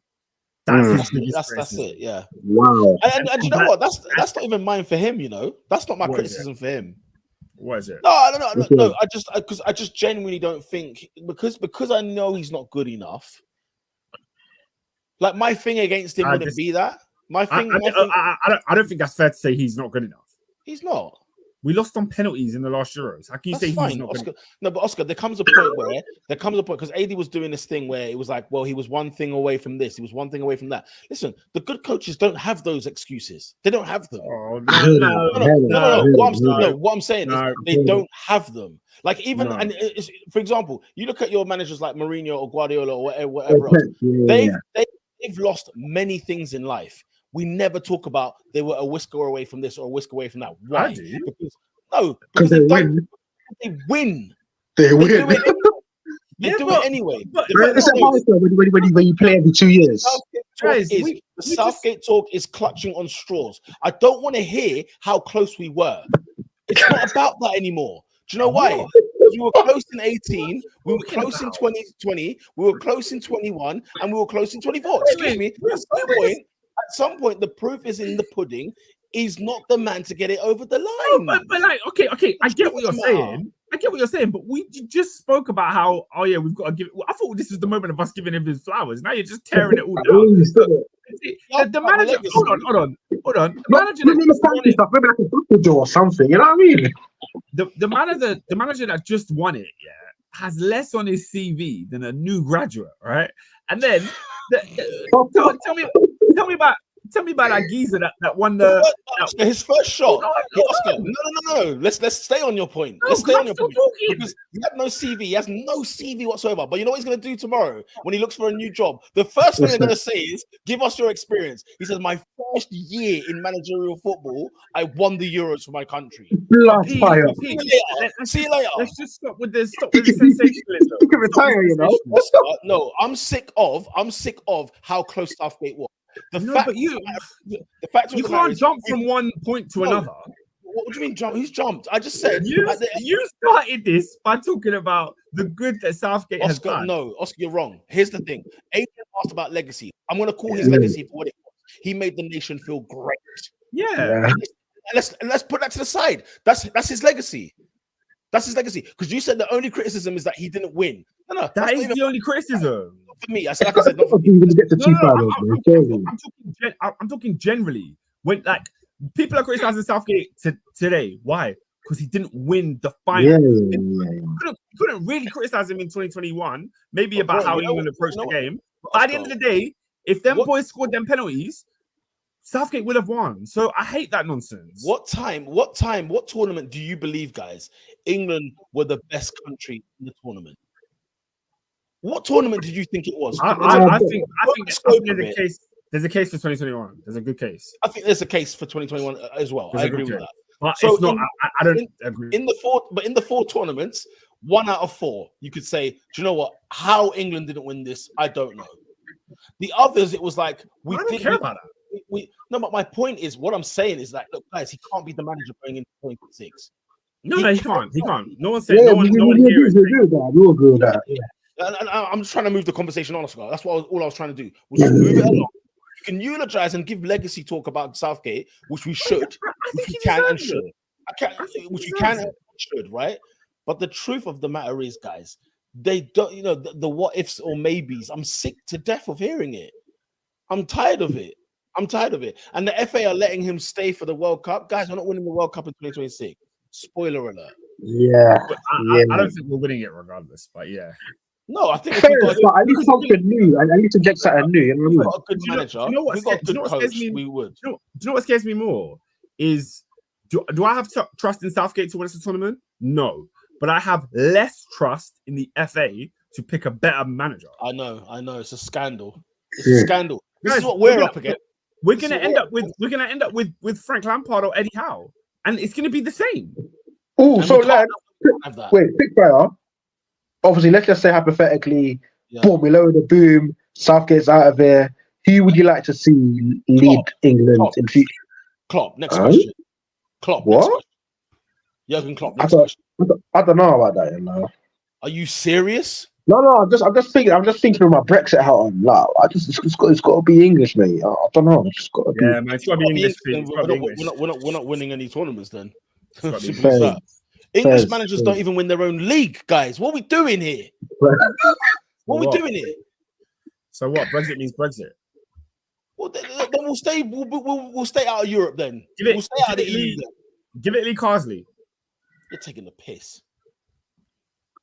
Like you just spent like 8 minutes eulogizing over the Spanish bloke, but he managed Marino under 23s. Do you know what is it? Do you know what is? I'm a be real AD. Yeah, can I be real? Like, can I be real with you, man? Yeah, man to man, heart to heart, blood. Yeah, the Englishman don't do it for me, blood. You see that European flavor, that sizzle, that paprika. Bring that to me. Bring that, because at the end of the day, listen, Oscar, I can name you 4 Italian managers that have won the Premier League off my head. I can name you 4 of them. I can name you Spanish managers that have won it. We've got 2 Scotsmen that have won the Premier League over English managers. Guys, English managers suck. That's the truth of the matter of this situation. They're not good enough. But then he gives me the continental feels a little bit. Oscar, who is the best English manager in the world? Who's the best English manager in the world? Give it Potter, man. Give it Potter. No, don't give it Potter. Don't give it Potter. The thing is simply this: you're saying, "Oh yeah, no English manager has won the flipping league." Fair enough, but the Argentina manager or the Spanish manager, their man ain't good enough to win the Premier League either. You don't need to be good enough to win the Premier League. How do you know? He's won the Copa America and the World Cup. How dare you? What? How dare you? He can't come on these aisles and win the Premier League. I'm telling you now. Oscar, did you know the stat I heard early this morning? I heard, you know, Copa America. You talk about Argentinian managers, right? Apparently, Copa America teams, 50% of them are managed by Argentine. No. Copa America, where you've got Chile and Brazil, and also half the managers were Argentinian. No, this is a tournament with Jamaica and Canada in it. PR. No, they just joined. They just joined though. They just joined this year. No. But Jamaica and Canada played in that tournament. Stat, has a Chilean team winning it, maybe with an Argentinian manager. They've got a Brazilian team winning it, maybe with an Argentinian manager. A Uruguayan team winning it, maybe with an Argentinian manager. That's outrageous. Where's Bielsa from? Argentina. He's Argentinian. Yeah. You see, great minds. Yeah, that's one of these 5 football geniuses. Yep, indeed. There was 8 Italian managers in the Euros tournament. What? 8 of them. 8? Friggin' outrageous. I can't. We can't. Oscar's right. The FA we cannot trust the FA to make the appointment. Crap, guys, they're going to give it to Eddie Howe. But we cannot have an Englishman being the manager of this country. Eddie Howe wasn't the worst thing in the world, man. It's not the worst thing in the world. It's Southgate 2.0. It's Southgate 2.0. No. He went too far. Oscar, show some friggin' respect. Show some respect, bro. Have you Show guys some learned respect. nothing? Have you guys learned Show some absolutely respect. nothing? Have you learned absolutely nothing? We sat here and we spoke about England not being able to control the game in midfield. Do you think Eddie Howe's going to come in and help us do that? No. Oscar, let me give you some insight into Eddie Howe, right? For years, for years, he was lauded for his attacking football. But then he went down. Do you know why he went down, Oscar? Right. Because he couldn't bloody defend. So do you know what he done? Oscar? You know what he done? I love it. He packed a suitcase, packed a notebook. He went to he's like, who's the best defensive? Oh, I know, Diego Simeone, and he spent a year just watching him. He's like, right, this is how you marshal a defensive line. This is how you press. Okay, I think I'm ready now. Let me go to Newcastle. Now, bro, give Eddie Howe his respects, man. Finish it, AD. Finish it. Because what did he do? Newcastle, his first full season there. Kept them up. When it was sinking without a trace. Best defense in the league. Sven Botman and friggin' what's his name? Fabian Schär were collecting clean sheets out of their backsides. He was bankrolled by the whole of the nation. Get out of it. Get out of it. Man. Gotta be in it to win Oscar, it, man. respect Eddie Howe, bro. That man knows how to go and study. That man knows how to look at his flaws and study, for goodness sake. He said, I can't defend for toffee, for love, no money. Right, how can I improve? Man are going on like Newcastle's defense, like the first year when they qualified for the Champions League. Man are going on like Newcastle's defense was a joke. That defense was serious, blood.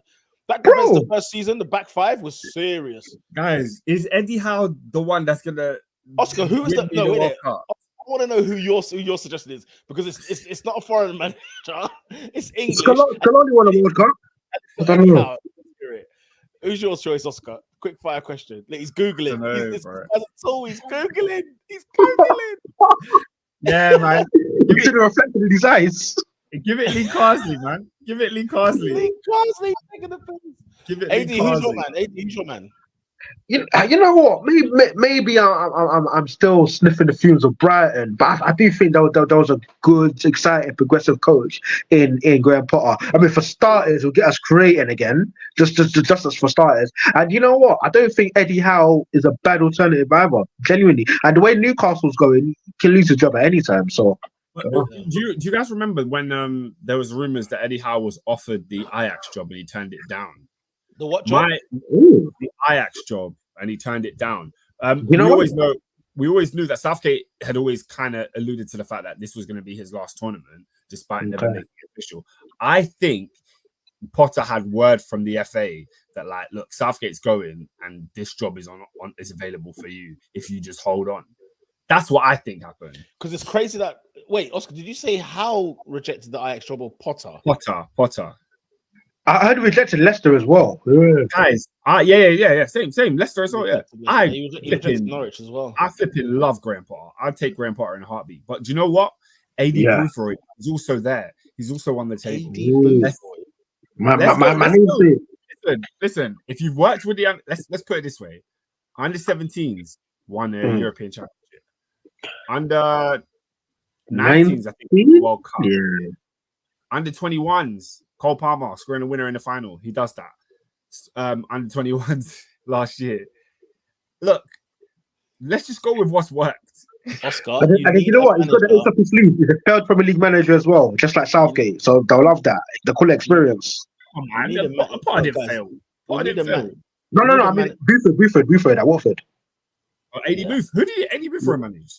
Watford, like 06. Yeah. And he got packed in, bro, in the Premier League. Packed in, bro. Yeah, but he used to manage Ashley Young. When Ashley Young was young, he was his manager. So you know, Ashley Young would have been a coaching star. You know, Marietta in the side. Yeah, Marietta, Lloyd Doyley at right back. Come on, man.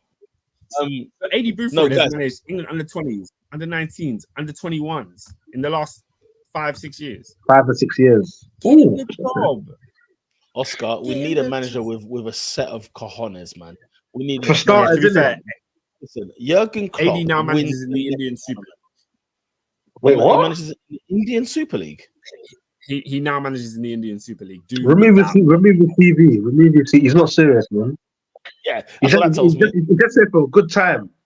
That's what that told me. What's he doing? What's he doing in what? Just hella rupees. Man. He's not serious. Jurgen Klopp is the answer, man. He wants a break from football. He doesn't have to have that much intensity. He can go to every game in England, which is a country he loves anyway. Come on, guys. Like, let's not be dumb. Let's not actually do this, yeah? If the FA are sitting down looking at CVs and Klopp is not the first, I hear it. I do hear it. I do hear it, man. We're finished as a nation, guys. We are finished. We are. I would have gone Mourinho. You know, I would have gone full. Mourinho's gone to Fenerbahce. Mourinho was on my list as well, but he went to Fenerbahce, so he was definitely on my list. It was definitely on my list. There's no way we're losing to Spain with Mourinho. There's no way. There's no way. He'll die. He'll put his body on the line. He'll die if he has to. You know, like Wharton will be playing, and everyone will be asking why. You know, like when you lot had who did you used to have? Is it Callas? What player did you have? Yeah, that was our necessity. Callas would come on a game like he's got one appearance for Chelsea all season, and he will come on and play one of the biggest games of the season, bro, just to do one job. I ain't seen him since. Last time I checked, I think he's at Bristol City. Mourinho's like, I just need you for this one game. You can do whatever you want with your life after. I'll never forget, I was working at Chelsea at the time, bro. I'll never forget Mourinho's first season back, in 2014. Chelsea were playing Hull City, opening game of the season. Lampard scored twice. One of them was a free kick. It was 2 free kicks even. Mourinho's first game back. In the 91st minute, he brings on Marco van Ginkel.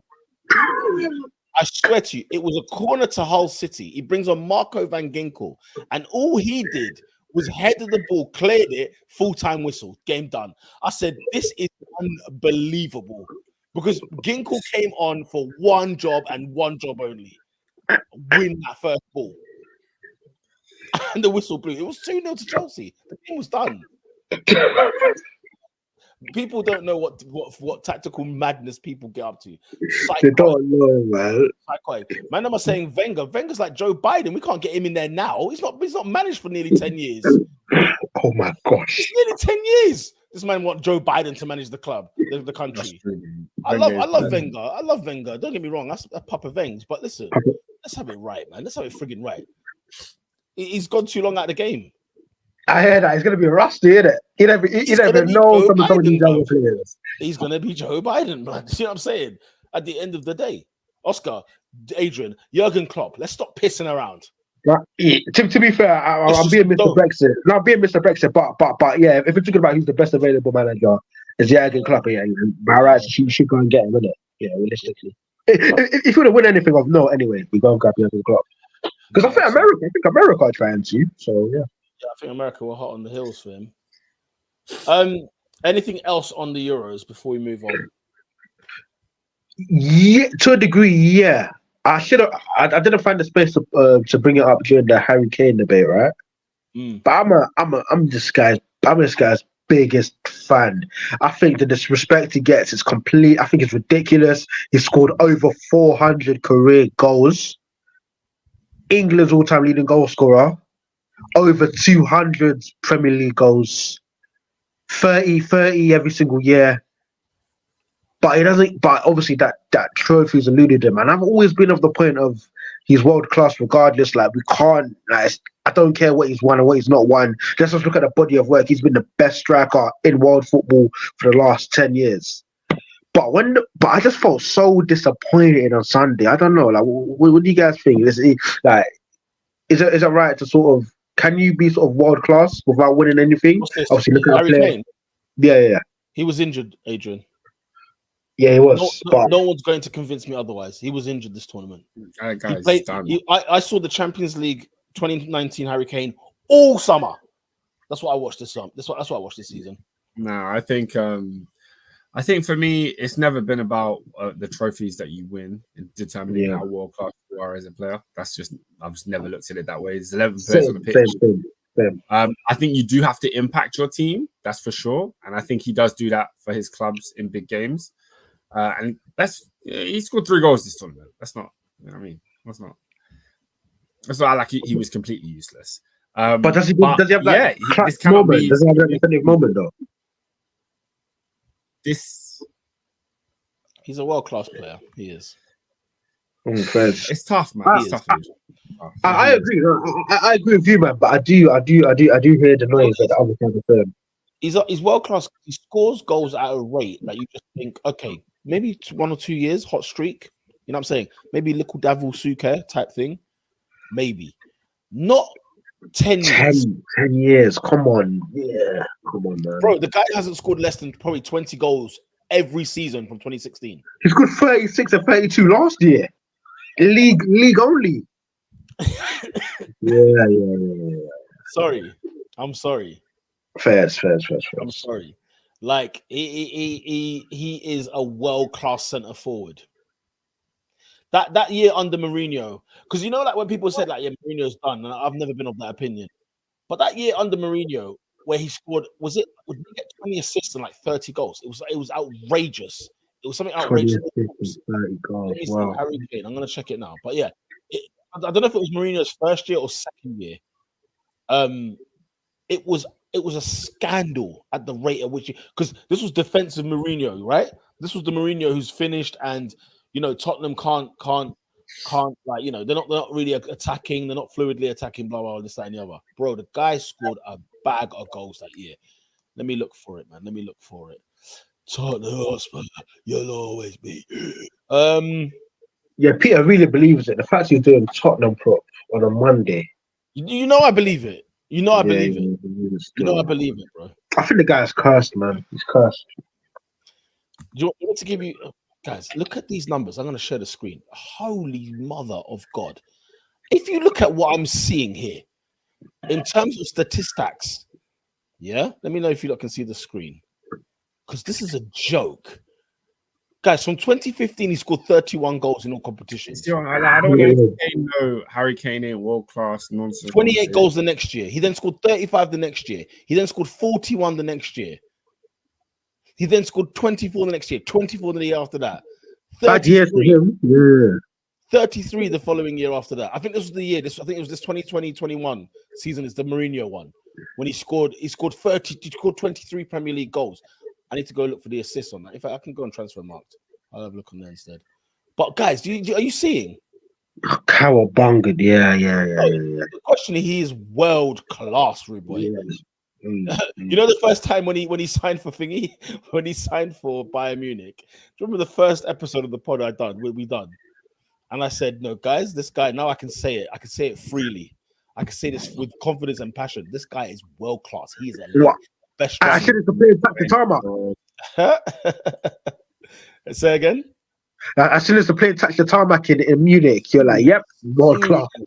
As soon as I saw him in red, I said, listen, let's have a conversation. Let's have it. Yeah. Let's talk about Mr. Harry Kane, shall we? Because this man is unplayable. And Robin was like, you are scum. I said, I'm not scum. He scored. Look, bro, it's just it's a scandal, mate. It's an absolute frigging scandal. It's an absolute scandal what he was doing at Spurs. Look, guys, his whole career. All of this, he let his country down. He did this year. Yeah, he did this year. That's fine to say. That's a good say. You know what I mean? That's a good say. Do you know what I'm saying? Where we going next? It's Tom Brady elite. Yeah, this was it. Guys, in the Premier League 2020, 2021, he scored 23 Premier League goals and 14 assists under Mourinho. Wow. Under Mourinho. I'll leave that there. Yeah, the Yamal dunking made me sad, man. It was outrageous, Cuzzy. Outrageous. Anyway, yeah, for real. Argentina won the Copa America, guys. I don't know if you lot saw this. Now, you know, African football, we make laugh, we have fun, we talk about stuff, you know, Africa Cup of Nations. I'm telling you something right now. Do you know who's claimed back their title? It's definitely the Copa America for many reasons. Oscars have pointed out. Oscar, it's a joke of a competition, by the way. It's a farce. The organization, the administration is a farce. Because, like you said, Jamaica were in there, the US were in there. We can have that conversation all together. Did you know the game started 80 minutes late? Oh, yeah. Why? Oh, God. The crowd trouble was insanity. By the way, this was in Miami. Okay, home of the Miami Dolphins Stadium. We're not talking like this was in Buenos Aires or in friggin' wherever. We weren't in Santiago. We were talking about this in friggin' Miami. What you see? What I didn't understand. Yeah, everybody was like, "Oh, this was so horrible. They can't host a World Cup," and I'm like, "But this happened in the Champions League final. If there's one country that can probably hold it, it's the States. Let's have it right. This literally happened in a Champions League final. Did you see the police, the American police that shot the Brazilian player? No. They just shot a Brazilian player. That was bizarre. I need some context into that because from what I understand, he posed no threat. It was like 6 meters away. Okay, so what I've seen is that he got in square up to the police because I think they were shooting at fans anyway, and then and then the Brazilian players were like, "What the flip are you lot doing?" Like mouthing off. I think there was a fight that broke out like in a bar or something. So it was a fight that broke out. The police has then gone and shot one of the players in the leg. What, a rubber bullet or a real bullet? I don't know if it was real or not. They just shot him. I saw pictures circulating. It looked gruesome, man. It was nasty. I can't lie. The casing was in there, mental. They then stopped. Did they not stop the game? What was it? Did they stop the game during the match? What game was it? Was it the final? There was another game where they just stopped the play in the middle of the game, in the middle of the match. Then I saw a Brazil versus Argentina one. Yeah. It must have been quite recent because I remember Rodrigo was giving Messi a stick. But yeah, Messi was like, look at my people in the crowds. I'm not playing until you protect my people. And then they walked off. And when he came back on the pitch, Rodrigo called them a cowards. And then Messi was like, cool, back here, talk, little man. And then Argentina won 1-0. And then did you see Buenos Aires at 3:00 in the morning? Did you see the scenes in the capital city? Didn't you guys pay attention to the tournament? Like who or the final at least? I saw James Rodriguez, one player of the tournament. Yeah, he had a sensational tournament apparently. But yeah, Buenos Aires, bro, at 3:00 in the morning, guys, was what you call. It was like the inauguration of a new queen. Yeah, literally. Guys, this is 3:00 in the morning. It's a sea of humanity. All the way up to the top, all the way down. This is a farce. I don't know what's going on here. Do you know what I'm saying? Yeah. Unreal scenes, Jeff. Unreal scenes. But yeah, Argentina win the Copa America. Who's your player of the tournament? Of the Euros? For what? The Euros? For me, I was very impressed with Rodri. Every time I watched Spain, I was like, "Rah, this guy is dictating." He didn't really do much in the final, but I was very impressed with him in the way in his role in how well Spain played. His goal against France was unreal. You think about a goal in a big moment, semi-final, Euros, and you pull that out at 16 years of age. Excuse me? Are you all right? I said, are you all right? I said, Rodri. No, I'm saying. Oh, sorry. I was talking about Lamine Yamal. Sorry. Yeah, well, you asked me a question. I said, Rodri. Sorry. I don't know why. This guy's. You know, Oscar. I think you probably did in a comment. Huh? Maybe the comments throw me off. I don't know. Maybe maybe the comment threw me off. But Nat is a sickening guy. He said his player of the tournament is Saliba. Get out of there. Saliba had a good tournament. He was solid, dog. He was solid. So was Margay. He's not player of the tournament. Yeah. Facts. But I think Yamal for young player of the tournament, that's not a problem. Ain't no problem. Yeah, I mean Yamal's there. Ardeguer is good as well. I liked him. Shout out to Hustle Hard 304 because he has given us a lot. He's given us a lot this tournament. He's given us a lot. Hustle Hard 304? What do you mean? Who's Hustle Hard 304? How do you not know? It's the realest football dad of all. Hustle Hard 304 is Lamine Yamal's dad. Yeah. The realist. His Instagram handle is Hustle Hard 304. The real one. Heard about his Spanish, by the way. He's a bad man. He hustles hard and he's from the 304. Did you see the picture that's going around of Messi bathing Yamal as a kid? Right. So obviously there's a lot of questions I've got for that. So here they asked Hustle Hard 304. They said, this picture that we've got of Messi bathing your son when he was what, I don't know, maybe what, 1 and a bit, maybe 2 years old. Yeah. I said, do you think Messi blessed your son? And that's why he turned out to be the player that he is. And he said, maybe Lamine Yamal blessed Messi. Yo, This is what we've got for the He's next a 20 G! years. This is what we got for 20 years. This is- Guys, Oh he's a my G. word, what a guy. Everything he gets right. Oscar, so what he said? Maybe That's what he blessed said. Messi. Yo, he's a realist. He is the realist. This is Bro, Jose he's the Mourinho. coldest. Peter, let's give you some context. He's doing gang signs and a snapback at the age of like 37. I've seen a picture of the dad, yeah, when he's standing next to him. I didn't realize this guy's a frigging crib. Bloody hell. Legit. God. Oh my God. That's the Okay. coldest line of 2024. That is the coldest line of the year. And by the way, 2024 started off with a bang, by the way. You want to talk about lines?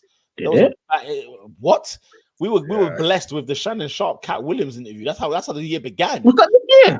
Bro, it began in January, bro. January 9th. Crazy. Holy smokes, mate. Anyway, Crazy, dog. goal of the tournament? Is it Yamin? Yes, for me. Over Ardagirl? Wait, what did you put it? Yamin? Sounds like a bit of a Lamine. one. Oh, It sounds like Lamine. you're mixing two names. I'm saying Yeah, it sounds like Lamine Yamal, right? Yeah. It's Lamine Yamal, right? I've got that right, haven't I? Yeah. Holy It is smokes, right. you're It is not right. making me It is question. right. No, Listen, he's going to be playing against. Lamine? He's going to be playing at the Emirates next season. I better get that name right. Yeah. why? Oh, come on, put the two and two together, Oscar. Why is Yeah, he going to play at the Emirates? Because he will be playing for Barcelona in the Champions League. Why is there a guarantee that you're going to face Barcelona? You didn't face Barcelona this year. Yeah, all right. We might face because it's a group, isn't it? It's just one big group now. League format, yeah. That doesn't mean you face everyone. Listen, we might face them in it. We could beat them. You might not. Yeah, but You might face Bellingham. who? Bellingham. Bellingham. Oh God, you're not one of Yeah. them, are you? All right, cool. Bellingham, man. Uh, Guys, I really want to join the Bellingham hate train. I really want to join it, man. Why? I really want to join it because he's sick in it. Like his PR, Oh, his PR. Oscar, you is saw just it. sick in it. Did you see him after the final whistle? When he was first of all, he's consoling everyone. He's shaking everyone's hand. Yeah. And then he kicked the bucket. Did you see that when he kicked the thing? Nah. I didn't see that. So he lashed out. Hub decided to just turn off the volume. That pisses me right off. I wanted to take it all in. Wait, You know, Turn what? off the volume of what? Like after the game, innit? Once Spain had won, blah blah, all the celebrations were happening. Then it just switched to like music. Do you know why I think they do that? I think they do that because they want you to clear off, you know? They want us to get Yeah, of course. out of there. You know what I mean? Hurry up. You know what I was thinking? Guys, so I watched the game in Ali Pali, right? And as I've left Ali Pali, Which is outrageous. obviously, the game's ended now. Everyone is walking out at the same time. To There the was park. literally To hundreds. that That's a stage. V-line. There was like 500 people there. It was ram, yeah. So we've all left at the same time. I got the train home. So I've gone through the train. I went to the underground. I've gone through the underground. On my way home, I must have seen at least 3,000 people all wearing England shirts, just walking like zombies. Like Yeah. It was everybody so was funny. everybody was so down and so solemn and distraught. And I just said, guys, if England won, I don't think London would have been able to handle what No. would have happened. Oscar, No. you should have. The humanity that was on the streets last night. It was Oscar, scary. I wish I It took was video footage. Yeah? pandemonium. And they didn't have night tube on. Oscar, Sneak. you should have seen Stratford. Lord Really? have mercy. Because one of Bat and Ball looked like Eskimo dance. It was a rave in there. And no one. It was a rave in there. Busy was headlining. Every bar was filled to the brim. People sitting on roofs, filled to the brim. So when we all come out of Westfield together, there was about 3,000 of us coming out of Westfield, zombies or starting a fight. There was fights kicking off. It's on fire, lads, the bridge. Kicking off. Yeah.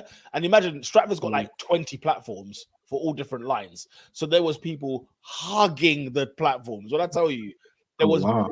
on the edge. you know what's so funny? Yeah, there was a video of a fight that we were put on Twitter, right? And it's these white guys that are just beating up this black guy. Yeah. Wow. So obviously the tweets were like, "Oh, here it started. Obviously the racism. Obviously this. Obviously that." My first thought was, what did he do to make them that mad? Oh, Wowza. I was just like, what did he do? oh no. Oh, it's crazy. Was that Oscar It's Farage crazy. in full sesh? No, because bro, I just see a video of man swinging. Like, Oh, dear. I know racism exists, yeah, but man, don't just swing for no reason. Oh,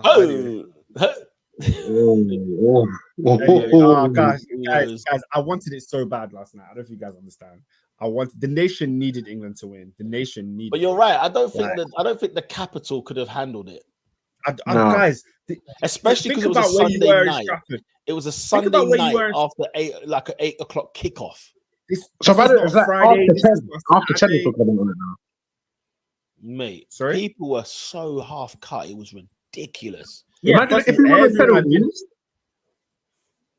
Yeah, go on. Say again, bro.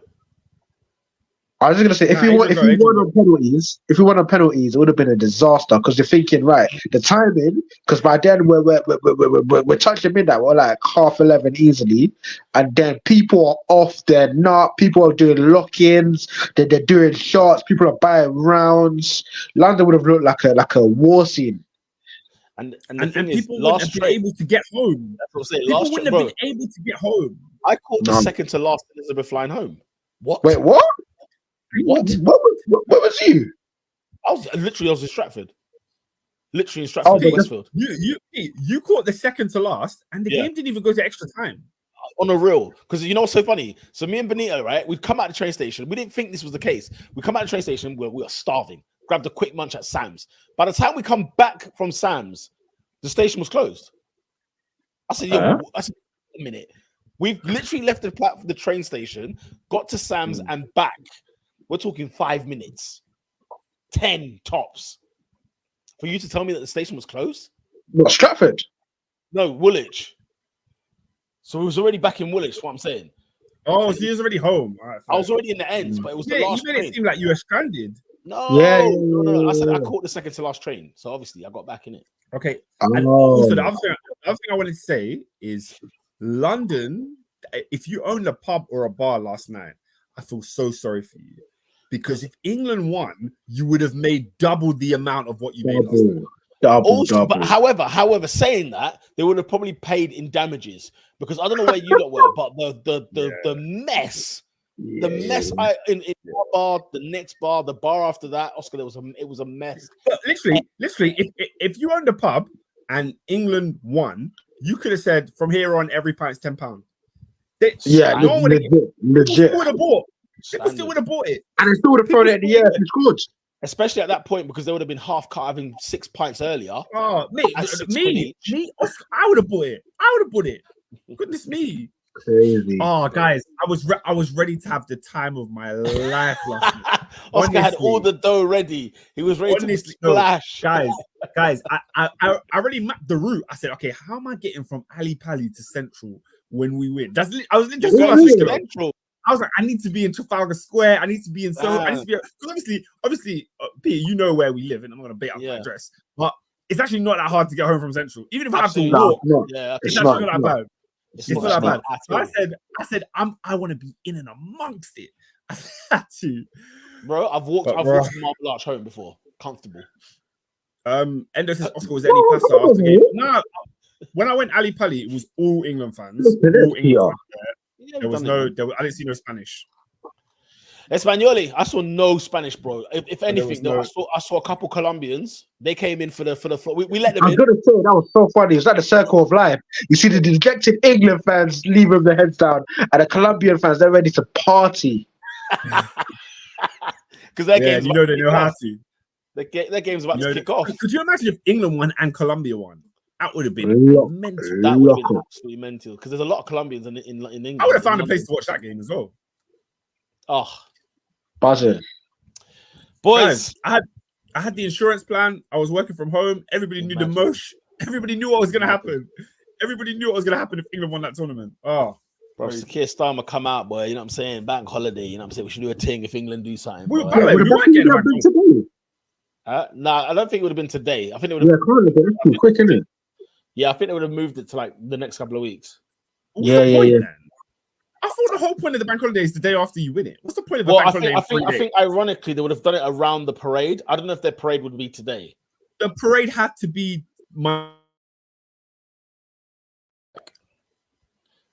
Really and truly.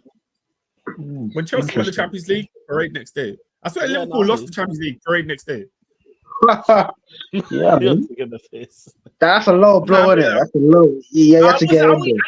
Like that. I'm just saying they plan it for the day after. They don't plan it for ages away. No, true. Anyway, Yeah, Guys, it it was a good tournament though, wasn't it? Overall, what do you think in terms of just the Euros? Like watching international football again. I actually thing, don't think it was good. Do you not? Really? Nah, like Out of 10. if I'm ranking it, I can't really do it out of 10. But if I'm ranking it amongst other Euros, I don't think it ranks that high. What's the best Euros? What's your top 3 Euros? Top 3 Euros. Same to you, AD, as well. I always remember Euro 2008 being great. Yeah, I thought like Russia, Croatia in particular, like came and announced themselves and were. No, it's funny you say that. I don't think I even watched that. Oh, I remember Netherlands were cold. Russia were cold. I remember Netherlands against France. I remember that game pretty well, and I think Russia, as you said, Arshavin was the man of the year. Pavlyuchenko as well.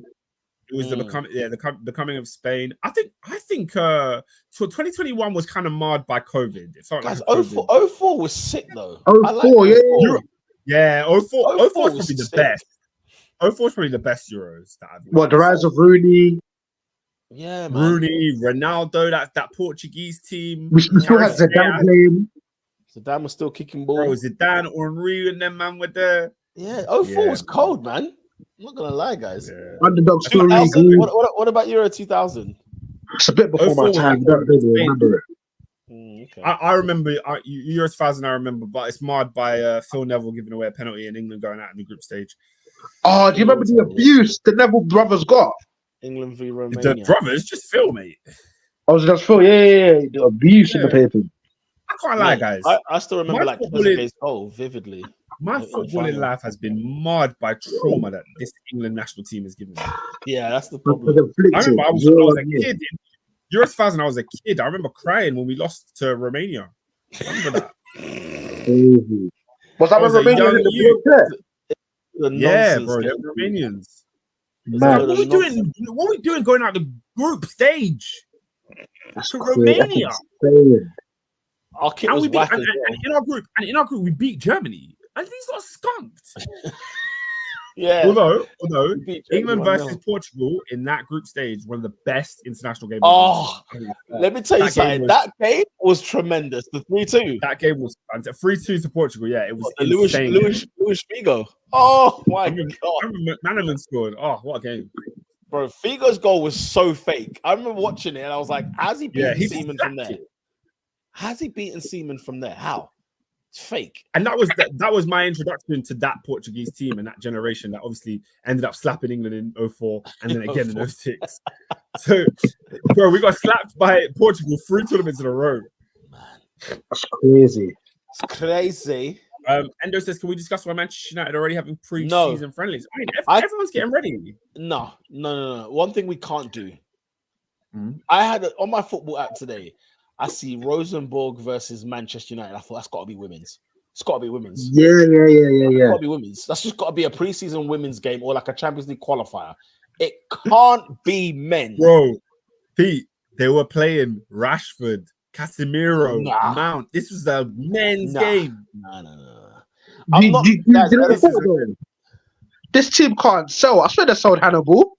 Or he had like a loan to buy, and he's there with braids. It's crazy, guys. I'm not looking at anything Premier League until the day before we do the podcast for the preview of the season. I swear to you. I need a detail. Today, Chelsea uploaded a video. Enzo Maresca training. Oh, guys, I'm involved. It looks cool, though. Oscar, I mean, well, I had a guys- ping that said Mikel Arteta's first like interview. I said delete. I'm not watching this now. guys, I'm not watching this now. you know why? No Because it way. remind me, I love Chelsea. You know, I love my team so much more. Like I love Look, it. Listen, I love my club too. I'm But back. listen, Guys, I am guys, taking guys. a detox. No, there's a clip from training. Yeah, they're kicking the ball about. Enzo says, "Stop! Noni, 2 touch only, not 3. 2 touch only." I said, "Oh, the feels. I'm back. Tactics, guys. Tactics, guys. Tactics. Tactics." But guys, do you know what? You know what I love about Guys. what kind of love about preseason? The bar's so low. I was just saying tactics, I thought, bro, like you could just see a manager get involved in a rondo. You're like, rah, Maresca's getting stuck in. Whoa. You'll be like, look at Fofana, look at Fofana. That's normally The me bar before. is in hell. If there's no, Bar is in hell. the thing is, if there's no Euros or World Cup, I'm all guns blazing for that Yeah, preseason friendly stuff. But the fact that I have just gone through what I've gone through the last 2 weeks, no. I saw the clip. And do you know what it is for Chelsea? Yeah, we've got like 4 new signings that just didn't play because they were injured last year. So everything feels fresh. I'm seeing Lavia training. I'm seeing Lavia play for my club. That's a new signing, bro. Legit. I saw 2 bits of news from Arsenal today where Nuno Tavares and Sambi Lokonga have gone on loan. I said, you know what? No. I said no. August 2nd will be August 3rd or 4th. I don't even know when we're going to do the pod next, right? But I am not. Look, I swear to you guys, for purely research purposes, I will not be on the podcast talking about Premier League football until Monday the 12th. Wow. guys. Sunday the 11th of August will be the first bit of football I watch, or like information I gather. So like transfers, Guys. you're out the loop. Transfers? You've got to be kidding me. I just want the club to tell me who we've signed. That's all. That's I want it. to see. That's All all I I'm want. saying is this. All I'm saying is this. Yeah. Next week, Wednesday, the 24th of July, 3 a.m., Chelsea versus Wrexham. I'm there. I'm there. Nah. I am there. No way. You're actually tapped. Let's go. Wait, I'm playing there. America? Yeah, America tour, man. America tour. Wrexham are going to Hollywoods. All right. We played Wrexham last year, man. It's that Ryan Reynolds. It's that Ryan That's Reynolds. very Reynolds fella, yeah. If You know what? I want them to go to the Prem though. You do. Yeah, bro. I'll be honest with you. I don't mind a little bit of sports washing. You know, I don't mind it, man. Yeah, do you know what? Yeah, I got mad at it at first, but then I realized I'm a Chelsea fan. Let me just chill out. Yeah, you know what I mean? Take it easy, man. I'm watching a pre-season Arsenal game. You are out of your friggin' mind. Not one game in America is getting watched. Not one. Unfortunately, I've got 2 friendlies at the Emirates in August that I have to, that happens to be in Leverkusen and Lyon, right? Ooh. So watch that, but that's just out of work purposes. Otherwise, I would not be watching a damn thing. I don't want to see nothing until the first Premier League game of the season, home to Wolves, blood. What's man saying? You know what I'm saying? Hey, Baraka said, me and the homies are trying to go Chelsea versus Club America in Atlanta this month. Listen. You got remove Trina and make it going. Me and my homies are going. Don't try. Go. In your city, bro. I want to see it's in Hot Atlanta, and you're telling me you're trying. You better be there. Yeah, when was the last time Chelsea were in Atlanta? Yeah, by the way, that Mercedes Stadium, Jesus, it looks amazing. Was that a World Cup one? Yeah. Yeah. Wait, so what? Is the World Cup going to be only focused in like South Coast, East? Because obviously America's so big, you can't have it all over. Don't forget, it's got Canada and Mexico. They got to fit in as well, so there won't be that many. No. Yeah, bro, they got to use all of those, man. That's a lot. And is it not got that weird thing where Uruguay is involved as well? Is that next? No, that's the next one where we started the World Cup in Uruguay and we ended in Morocco via Spain somehow. I don't know. Worry about that then. Yeah, worry about that then. Say before we go, because it will be the last pod until the 12th of August for the preseason of the Premier League. What do you have to say to finally close this football season? Thank goodness it's over. I want to say thank you to the England boys for taking us to another final. Yeah. It's unfortunate that we couldn't get the icing on the cake. We couldn't get the icing on the cake. This year, I've been let down, man. I've watched two teams with horrible tactics let me down week after week after week. Even in the games they win, I'm disappointed. But the one shining ray of light in this 23-24 season has been one man and one man only. Cole Palmer. Yeah. Give yourself a friggin' round of applause. A flawless season. Yeah. The guy got over 30 GA. He was signed for 40 million, and half of our fan base were fuming. Like, is this the guy? Is this the guy that we're signing on deadline day? Guess what? He saved our season, and he was one of England's best players in the Euros. Big up him, man. I love that. And Oscar, you see what Palmer scored yesterday, yeah? Someone asked me if they want me to close the window. Because I was doing a celebration, bro. I was doing it like I meant it. What a guy. It was cold. So cold. I was Batista bombed the chair. I lost my mind. I got mad at the production team for the Euros. Wait, because what? they didn't show his celebration in the replay. They didn't. I'm such a nerd for stuff like that. So Oscar, when can I bring scored, this to you? you see him doing this, but everyone went crazy. So nobody saw that because everyone Yeah, was I went celebrating. crazy. I didn't even know. I was in my own world. And you know, like when Bellingham scores, they'll show 8 replays of his goal, and then afterwards they'll show him doing this when everyone's calmed down. Yeah. But anyway, Oscar. Yes. It's just been announced that Olivier Giroud has retired from international football. And I thought it would only be right for the only person on this podcast that probably appreciated him to give the last few words on his international career. What service? I mean, I feel like it's such an honor because I truly appreciate this guy. Even when he played for Arsenal, first 4 years at Arsenal, he was a bit mid, and I would agree with Peter. But towards the back end, I really sought to appreciate, the big centre forward that you can lump it long to, the hold up play, the tech, the je ne sais quoi, Yeah, you put him in that French. You put him in that French team. The guy scored goals, more French goals than Thierry Henry, might I add. Yeah, More French goals than anybody. I swear. No, I don't think he's number one.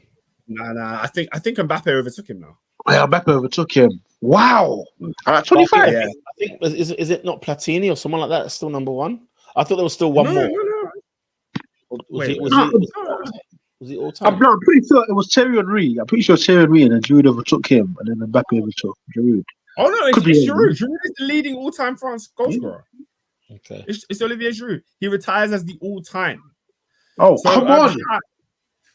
Shout out to him. Obviously, he's not retiring from the club game, but he is a player that won multiple trophies with Chelsea too. But yeah, particularly that the side that went to the 2016 final and then obviously winning the World Cup 2 years later. Big up him, man. He did his thing. He did his service for his country. AD, shall I tell you why Oscar's a scumbag? Why? Yeah, go on. So Oscar said that, you know what, like, even if he even appreciated him at Arsenal, maybe not his first 5 years or so, but like the latter half, fair That's enough. crazy. But you know what's funny? How long was he at Arsenal for?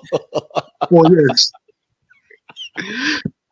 Crazy. He joined what, 12 or 13, and he left in 2018. Yeah, I knew it was 2018 that he left. Yeah, but do you know when I started? Do you know when I started appreciating Giroud? It was around the time that you first started working at Arsenal. You used to get me tickets to the games, and Giroud was always on the bench, and I was like, "Why don't you give when this guy we were minutes?" mid-central? Was that when You never gave this guy minutes, and then when he would come on, nobody would cross the ball to him. I said, "This guy's just wasted. What are you guys doing?" Like Giroud, and that's when we got into the whole Giroud versus Lacazette crap, where you lot just loved Lacazette for some reason. And I was like, "Bro, Giroud is the guy." Like I said, it was ice cold when he came to Arsenal, Bro, his first 2 seasons at Arsenal, like I said, was cold. Did he get over 20 goals? I don't know. I don't think so. All I right. think so. Cold though, ice cold. Ain't Cole Palmer. There's one thing where you buried Allington. I thought this guy's bad. Listen, like He's somebody that should have never played for Arsenal. He like it. after the first 2 years, you're probably right. His first 2 seasons were amazing. Especially I wasn't amazed. especially his second season. Nah, man. Him and Aubameyang next to each other. The next Unai's first year. I'm sorry, they were deadly. The pair of Were them they? oh my god, are you serious? Go look at No, them, I'm not. No, to be fair, obviously Oba was, but Laka as well, yeah. bro. Like, it works because Laka played with him. Because in the beginning, Emery kept playing one or the other, and it wasn't really working. Then he started playing both. And it started to switch. We just switched up. Just switched up. Got us to the Euro final, if you remember. European final. Yeah, he did. What was I gonna say? What happened in that final? Sharp. I think it's a London team, though. Another London team. I think they played in blue. But yeah, Oscar. Giroud was awful for Arsenal. Let's just have it right. He was, and that's why. Awful strong, man. Actually, I don't know. That's not true. I don't want to say anything. He came to Chelsea, played a great role. Like I said, that's the role he played at Chelsea is the role he should have played at Arsenal to begin with. He was Robin van Persie. Let's have it right. It's for Van Persie's replacement. So much so that Alexis Sanchez was then bought, played on the left, and then moved forward. That tells you all you need to know. And then we went and bought Aubameyang, and then bought Lacazette the same season, or the other way around. With Giroud still at the camp, by the way. Really? Well, we signed like 6 strikers since Giroud joined the club. So you had Welbeck as well in that season, no? Exactly. Guys, crazy.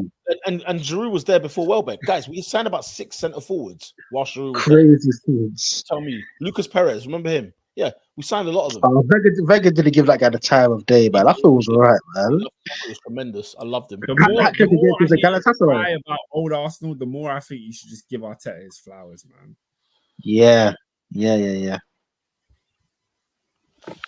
Until the start of the brand new season, people, we will see you in friggin' August, guys. August. Guys, it's been a tremendous season. It has. Top season, man. Thank you for being there, ever present as always. AD, David, Robinho, of course, can't forget him. Shout out to Ernie. You know what I'm saying? Big up to Lola. Big up to all the special guests we've had. Mirad. We've had who else we had on the team? Remy. What? Big up Remy, of course.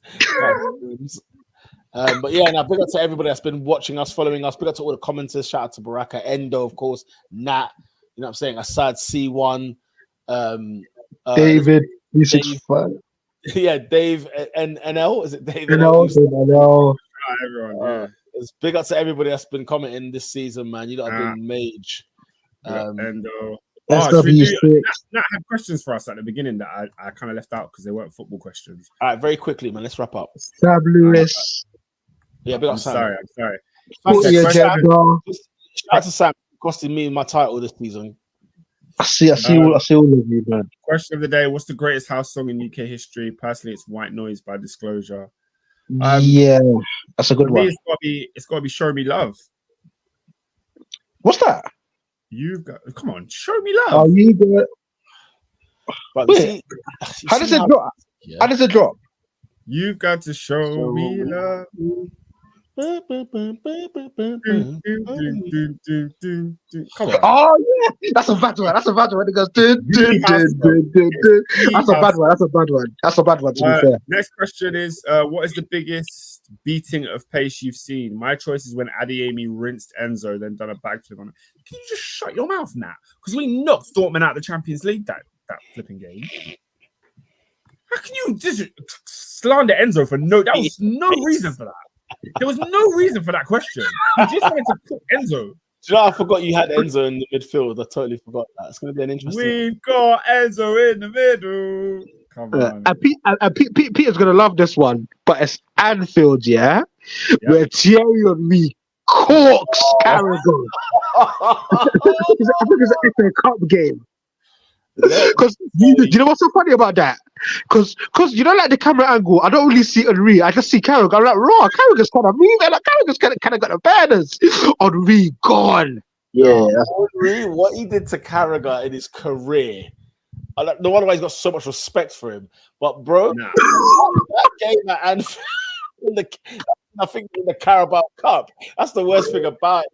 What's Thierry? Yeah. Oh, might be the FA Cup. Yeah, but yeah. Do you know what it's for me? Cup game.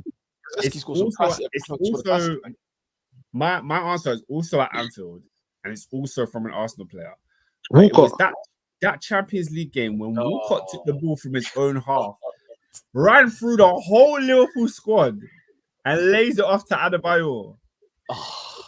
Crazy. Scenes of glorious emotion, man. And it just sums Adebayor up. It's just all about him, isn't it? He's there giving it. He's there dancing. Everyone's running to Walcott. He's giving it the full Lombarda, and You know what? I think this goes underrated, but Mascherano kind of kept up with, like, Mascherano tried, didn't it? Mascherano tried, didn't it? I was shocked because I see it, but then even he couldn't hack it. He falls to the wayside. You know what? You lot went up the other end and scored. Was it Ryan Babel or something? Yeah. I think, you know, though, Theo Walcott, I don't know. Who do you not say is the fastest player you've ever seen? Quickest? He's definitely up there. I think Theo was lightning. There was a time when Roberto Carlos, for me, was just like, this is a joke. How fast Really? is he? Or even remember. Hector Bellerin was quick. Bellerin was quick at a point. Pre-ACL. I've always thought Kyle Walker was insanely quick. Yeah. They say that Mudryk's supposed to be one of the fastest players in the league. Like, I don't really see that, but It doesn't feel like it. Yeah, you never see him put the banners on, but apparently he's the quickest. What was crazy is that Thierry Henry was faster with the ball than without, which I always found outrageous. It was so quick on the ball, but without the ball, you don't think he's like got blistering pace. You never think that. But when he took the ball on, he would skip past people. Well, Peter, is that scientifically proven, or is that just like your perception, just your eyes watching? Perception also. I bet you if you put on the burners, like on a 100-meter sprint, he's probably the fastest. But what he did with the ball, bro, like when you think about the Santiago Bernabeu game away at Madrid, when you think about the game home against Leeds in the unbeaten season, there's just times where you just think, nah, that's not right. You're not supposed to run faster with the ball. That don't make sense. Yeah. Sprint speed's crazy because I think, you know, Sol Campbell, when he came back to Arsenal. Yeah, the second stint. Yeah. Second stint, apparently, this is like, I think post Newcastle, because I think he had a stint at Newcastle as well. Yeah. Came back to Arsenal, so he's like deep into his 30s, and then he clocked the fastest sprint speed of any Arsenal player that season. Yeah, he did. He was like 36 and battered. It was after Portsmouth and Newcastle. And so how old was he would have been then? Like mid-30s? God knows, yeah. Absolutely. Wow. Absolutely. Well, guys, we will talk all things Premier League football once again on the 12th. Monday, the 12th of August. Get that in your diary. It will be the preview to the Premier League season. We'll be post Community Shield, I guess. Who's in the Community Shield this year? It's Man United City, isn't it? Yeah. Arsenal against Wembley. So yeah, we'll see. The highlight of the week, by the way, Wimbledon was brilliant, and also me and Oscar went to the Travis Scott concert at Tottenham on Thursday. Epic. Really? Oh my God! When I tell you, it was a movie. AD. What does that mean? How come? Oh, it was just phenomenal. It was just phenomenal. I was watching it thinking this is unreal. Like the visuals, the strobe light, the whole crowd, the strobe lighting, the stadium that you're in, it was just mad. The beats, the tunes. Yeah. For days. I like Travis Scott, man. What is life? I cannot change. No, it was crazy. Wait. Balotelli was there. Big up, man. What's going on? Big up. He was there. Oh, yeah, big up. Best concert of the year. It was Travis at Tottenham was the greatest. Yeah, no, it was special. So, it was special. Are you guys fans of Travis Scott outside of performing? Like, just like, would you like listen to his albums? Yeah. I've listened to like. I've been a fan of his for years, man. I've listened to his album since the. I never got into it, you know. I've been the thingy. I've listened to it since what was Antidote on? Butterfly Effect. Oh, wait. No, Butterfly was the next one after that. I forgot. Is it Rodeo? You said, Oscar. Yeah. So since Rodeo, I've listened to this guy. Oscar kind of put me onto him. We listened to Antidote at some rave in Skepta's concert in America. We heard Antidote for the first time. It was like, what the hell is this? Then the Butterfly, not the Butterfly Effect. What's it called? The Brian McKnight album, whatever that was called. Brian McKnight. Yeah, Birds in the Trap or something like that. Bees in the Trap, whatever. Yeah. Listen to that, and then I went back to Rodeo. Then I've followed it ever since. Yeah, man. Elite artist. Elite. He's really good, man. Flip, mate. Sold out Tottenham, mate. Flipping hell. You know what I mean? Man. Fair play to him. That's not mean feat. That's no mean feat, mate. Tottenham never feel Tottenham. I'm joking. They probably do. Tottenham Hotspur, you'll always be. Anyway, till August the 12th, people, Monday, 8 p.m. We'll be back to discuss all things Premier League. Now we take a break, a hard-earned break, guys. 4 weeks off, okay? Or 3 weeks, whatever it is. And we'll see you then, hopefully. No, not hopefully see you then, as in, I didn't know what I was going to say after hopefully, but anyway. Any last words, guys, before we sign out? Nothing from Oscar. Is it that 10 o'clock mark? AD? Nah, man. Big up the listeners, man. Obviously, if there's no listeners, we'll just be 6 or 7 rambling maniacs shouting at the top of our lungs about like we were after church back in the day. This is how it started. 38 weeks in a year. Yeah. Just like absolute nobodies. No. So we thought might as well record it, you know? Might as well record it. See who watches or listens. But yeah, yeah. Exactly. Big out to everybody. You don't know. How am I gonna figure out my Monday afternoons? Listen, just rest and recreation, man. Make sure you get that sleep. Make sure you get to the gym. Go to the gym, everybody. Gym for 4 weeks, 4 Mondays in a row. Let's get in the gym and then come back hench. Yeah. You know what I'm saying? Less body fat. What we say was some before and afters, yeah? Yeah. I need some before and afters, lads. I gotta take some pics and be like, hey, yo, you're gonna see the Michelin rolls now, but then when I'll be like Granit Xhaka by the time we come, or Mesut Ozil even, which by the way, that guy's juiced right now. He's juiced, isn't it? That's not that. It's not natural at all. He's not. Mesut Ozil is not natural. That's where we end this week's pod. I find Ozil so funny because he was the most languid, limp, weak player there was. Like literally, he was known for being weak, and now you look at him now, you're like, raw. It's like Torres as well. You not seen Torres now? He's Torres. Yeah, Torres. But at least Torres, he wasn't necessarily big, but he at least had some. He could at least look after himself. Like Ozil was like a paper bag, man. It was a bag, bro. It was a bag. Yeah. What's the goalkeeper as well? Is it there's a German goalkeeper and he went to WWE. He got jacked as well. Is it Close or Waste? Vice or something like that. Yeah. Something like that. Yeah, he was in WWE for a bit, but he didn't really work out. Didn't really work out. Yeah, man. Let's see, man. Ozil might be at the next Royal Rumble, bro. Who knows? We'll see, bro. We'll see. That's about over the ropes. Like, I can't believe Ozzy looks like that. Honestly, it blows my mind. I could have picked that's the last person. It's so not him. It's so not him. That says that's why we go to AEW at Wembley. I don't think I'm going this year. No, I don't think so. I went last year. It was great. So I would recommend. You do recommend it? Bro, I knew people at work, non-wrestling fans at work went there last year. Really? They were like, it's pretty good because they had like kids or people that younger than them. Hey, Balotelli, hook us up, man. Get tickets. I've been honest with you guys. It's an experience. It's an experience when you can go. Yeah. Are you going? If you haven't been before.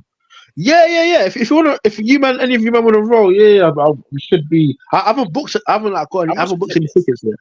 I think it was 50 quid last time. I can't even remember. They've gone up though. I think they're much higher this year. They're quite expensive. Yeah. It was such a blast last year. I think they just. It's a really fun show. Like it is fun. Yeah, last year was mad fun. It was so fun. It was epic. Like I've seen Sting wrestle. Like raw. That's crazy, bro. That's crazy. I've seen Sting. MJF was over. Actually, you just gassed me. I'm gonna go through my videos of that tonight. Oh, that because Jericho performance was the highlight. Jericho came out.